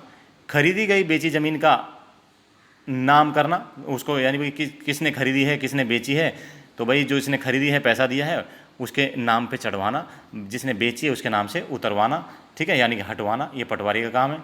इसके अलावा पटवारी का और क्या काम है? कृषि संबंधी किसी भी समस्या को लेकर सरकार को अवगत कराना। कृषि से संबंधित कोई भी समस्या है ना, तो उसको सरकार को उसके बताना। और क्या है? आय प्रमाण पत्र, जाति प्रमाण पत्र, विकलांग, बुजुर्ग पेंशन आदि कार्य में सहायता करना। देखो, आपने बीसी, ओबीसी, एससी, एसटी, ये जो हम अपने सर्टिफिकेट बनवाते हैं, या आय अपनी इनकम जो फॉर्म बनवाते हैं, या कहें जाति प्रमाण पत्र, ये विकलांग, बुजुर्ग पेंशन आदि, इसके लिए पटवारी वेरीफाई करता है। आप डॉक्यूमेंट सब कुछ लेके जाते हैं, पटवारी आपको देखेगा, आपको जानेगा, पहचानेगा, आपके कागजात सब कुछ चेक करेगा। उसके बाद पटवारी जब साइन कर देगा ना, उसके बाद में फिर मुख्य अधिकारी के साइन होते हैं। तो पटवारी के कार्य में आ गया। इसके अलावा जमीनों का हस्तांतरण एक पीढ़ी से दूसरी पीढ़ी में करवाना। भाई मान लो आपके दादा परदादा के नाम पे जो ज़मीन थी ना, अभी परदादा जी तो स्वर्गवासी हो गए, या सरदादा जी स्वर्गवासी हो गए, तो उनकी जो ज़मीन है आपके परदादा के नाम पे आ गई। अभी परदादा जी चले गए हैं, तो उनकी ज़मीन आपके दादा के नाम पे आ गई। अभी दादाजी भी जब चले गए थे या चले जाएंगे, बुरा नहीं मानना मेरे भाई, तो आपके पापा जी के नाम पे आ जाएगी। ठीक है दोस्तों, बस ऐसे ही ये चलते रहेगी पीढ़ी, एक पीढ़ी से दूसरी पीढ़ी में। ओके दोस्तों, यहाँ पर हमारा जो चैप्टर है पंचायती राज, ज़मीन की माप का ख़त्म होता है। लेकिन हरियाणा में जो राजनीतिक पार्टी है ना, ये भी कुछ कम नहीं है, थोड़ा सा इनको भी आसान बना देते हैं। क्या बनाते हैं? आसान बना देते हैं। लेकिन किसी ने बड़े कमाल की बात कही है दोस्तों। क्या? किसी ने बड़े कमाल की बात कही है, जिंदगी कभी आसान नहीं होती मेरे दोस्त, जिंदगी कभी आसान नहीं होती मेरे दोस्त, इसे आसान बनाना पड़ता है। ठीक है, ओके। तो राजनीतिक जो पार्टियां हैं, इनसे संबंधित क्वेश्चन आते रहते हैं। नंबर 1 क्वेश्चन, हरियाणा विशाल पार्टी का चुनाव चिन्ह क्या है? दोस्तों, हरियाणा विशाल पार्टी का जो चुनाव चिन्ह है, उगता सूरज है। स्थापना कब हुई? 24 मार्च 1967 में, राव बीरेंद्र सिंह जी के द्वारा। किसके द्वारा? राव बीरेंद्र सिंह जी के द्वारा। नेक्स्ट, ये हरियाणा विशाल हरियाणा पार्टी, और अगली है हरियाणा विकास पार्टी। दोस्तों, हरियाणा विकास पार्टी का जो चुनाव चिन्ह है वो क्या है? गुड्डा गुड़ियाँ। स्थापना कब हुई? 1991 में, चौधरी बंसीलाल के द्वारा। ठीक है दोस्तों, चौधरी बंसीलाल के द्वारा 1996 में पहली बार सरकार बनी थी दोस्तों हरियाणा विकास पार्टी की। और 14 अक्टूबर 2004 में कांग्रेस पार्टी में विलय हो गया। कौन सी पार्टी का विलय हो गया कांग्रेस पार्टी में? हरियाणा विकास पार्टी का। क्वेश्चन कैसे पूछा जाएगा कि हरियाणा विकास पार्टी का विलय किस पार्टी के अंदर हो गया था? तो आप सीधा सीधा आंसर लिखेंगे कांग्रेस पार्टी के अंदर। ओके, नेक्स्ट, INLD यानी कि इंडियन नेशनल लोक दल का चुनाव चिन्ह क्या है दोस्तों? इसका चुनाव चिन्ह है दोस्तों चश्मा। देखा है ना ओम प्रकाश चौटाला जी को? हाँ जी, चश्मा। और 1987 में इसका गठन हुआ चौधरी देवीलाल और ओम प्रकाश चौटाला के द्वारा। ठीक है दोस्तों, नेक्स्ट, हजका पार्टी का चुनाव चिन्ह क्या है? तो भाई जो हजका पार्टी है, यानी कि हरियाणा जनहित कांग्रेस, हरियाणा जनहित कांग्रेस इसका फुल फॉर्म है। इसका चुनाव चिन्ह है दोस्तों ट्रैक्टर। और 2 दिसंबर 2007 को इसकी रचना हुई चौधरी भजन लाल के द्वारा। ठीक है, कब बनी? 2 दिसंबर 2007 को चौधरी भजन लाल के द्वारा। नेक्स्ट है हलोपा, यानी कि हरियाणा लोकहित पार्टी। कौन सी? हरियाणा लोकहित पार्टी। इसका चुनाव चिन्ह क्या है? पतंग। 2014 में गोपाल कांडा, कितने, हाँ, गोपाल कांडा जी के द्वारा। नेक्स्ट, जेजेपी पार्टी का चुनाव चिन्ह क्या है दोस्तों? जननायक जनता पार्टी। और जननायक के नाम से किसे जाना जाता है? ताऊ देवीलाल को। जननायक जनता पार्टी का चुनाव चिन्ह क्या है? चाबी। देखो दोस्तों, ये 9 दिसंबर 2018 को बनी थी। दुष्यंत चौटाला जी ने इस पार्टी को बनाया था। जब ये पार्टी बनी थी तो स्टार्टिंग में इसका चाबी चुनाव चिन्ह नहीं था। क्या इसका जो चुनाव चिन्ह है वो चाबी नहीं था? अगर नहीं था तो क्या था दोस्तों? इसका था चप्पल। चप्पल था स्टार्टिंग में, लेकिन बाद में चेंज करके चाबी कर दिया 9 दिसंबर 2018 को दुष्यंत चौटाला जी के द्वारा, जो वर्तमान में हमारे डिप्टी सीएम भी हैं। नेक्स्ट, हरियाणा जनशक्ति पार्टी का गठन किसने किया दोस्तों? विनोद शर्मा ने। विनोद शर्मा के द्वारा हरियाणा जनशक्ति पार्टी का गठन किया गया। नेक्स्ट वेरी इंपॉर्टेंट क्वेश्चन, अपना भारत मोर्चा पार्टी का गठन किसने किया? अपना भारत मोर्चा पार्टी का जो गठन है दोस्तों, वो पूर्व कांग्रेसी नेता अशोक तंवर के द्वारा 25 फरवरी 2021 को किया गया। कब किया गया? 25 फरवरी 2021 को पूर्व कांग्रेसी नेता अशोक तंवर के द्वारा। कौन सी पार्टी? अपना भारत मोर्चा पार्टी। नेक्स्ट, लोकतंत्र सुरक्षा पार्टी का गठन किसने किया? राजकुमार सैनी ने। राजकुमार सैनी के द्वारा लोकतंत्र सुरक्षा पार्टी का गठन किया गया। कब किया गया? सितंबर 2018 में। और चुनाव चिन्ह क्या है दोस्तों? Auto rickshaw. क्या है? Auto rickshaw. दोस्तों, मुझे उम्मीद है कि आपको आज जो हमने कवर किया है, पंचायती राज, जमीन के माप और राजनीतिक पार्टियां, ये बहुत पसंद आया होगा। और देखो, मैं ज़्यादा बड़ी बात तो नहीं कहूँगा, लेकिन रेस्पेक्टेड बबीता मैम बहुत अच्छा पढ़ाती है। मैं उनको लाइक करता हूँ, उनका पढ़ाने का तरीका, उन्होंने जो मटेरियल दिया है। और मैं इतना कहता हूँ कि रेस्पेक्टेड बबीता मैम के बाद अगर इससे बढ़िया कोई और पढ़ा सके पंचायती राज, जमीन की माप, तो प्लीज़ मुझे ज़रूर बताना, ताकि हम और एक्स्ट्रा मटेरियल आपको दे सकें। सबसे बेस्ट बबीता मैडम पढ़ाती है। उसके बाद अगर ये पढ़ाया तो आज मैंने पढ़ाया है, और इससे भी कोई बेस्ट पढ़ा सकता है या पढ़ाया हो तो प्लीज़ उनके बारे में ज़रूर मुझे बताना, ताकि अगली क्लास में हम आपको और भी ज़बरदस्त तरीके से पढ़ाने की कोशिश करेंगे। लेकिन मुझे लगता नहीं कि आज हमने कुछ छोड़ा है, कुछ नहीं छोड़ा है। A to Z 100% आपको हमने दिया है। ओके दोस्तों, और ये है HSC एग्ज़ाम के लिए स्टूडेंट्स की पहली पसंद हरियाणा मुस्कान बुक, जो ऑलरेडी मार्केट में अवेलेबल है। 8,500 से ज़्यादा क्वेश्चनों की सीरीज़ है। तकरीबन 25 क्वेश्चन वो हैं जो कि बिल्कुल नए हैं। क्या है? 25 क्वेश्चन नहीं, सॉरी 25 सब्जेक्ट वो हैं जो कि बिल्कुल नए हैं। अन्य किसी 1 या 2 या 3 किताबों को ढूंढने पर भी वो आपको ना मिले। ओके दोस्तों, और लास्ट में चलते चलते मैं एक बात ज़रूर कहना चाहूँगा कि किसी ने बड़े कमाल की बात कही है, किसी ने बड़े कमाल की बात कही है, रोता वही है जिसने महसूस किया हो सच्चे रिश्तों को। किसने? किसी ने बड़े कमाल की बात कही है, रोता वही है जिसने महसूस किया है सच्चे रिश्तों को, वरना मतलब का रिश्ते रखने वालों की आंखों में ना शर्म होती है ना पानी। ओके दोस्तों, ओके, थैंक यू। जय हिंद, जय भारत, वंदे मातरम। आपका दिन शुभ रहे, आप स्वस्थ रहें, जल्द ही आपको कोई ना कोई सरकारी जॉब मिले और बैंड बाजा बजे। Thank you.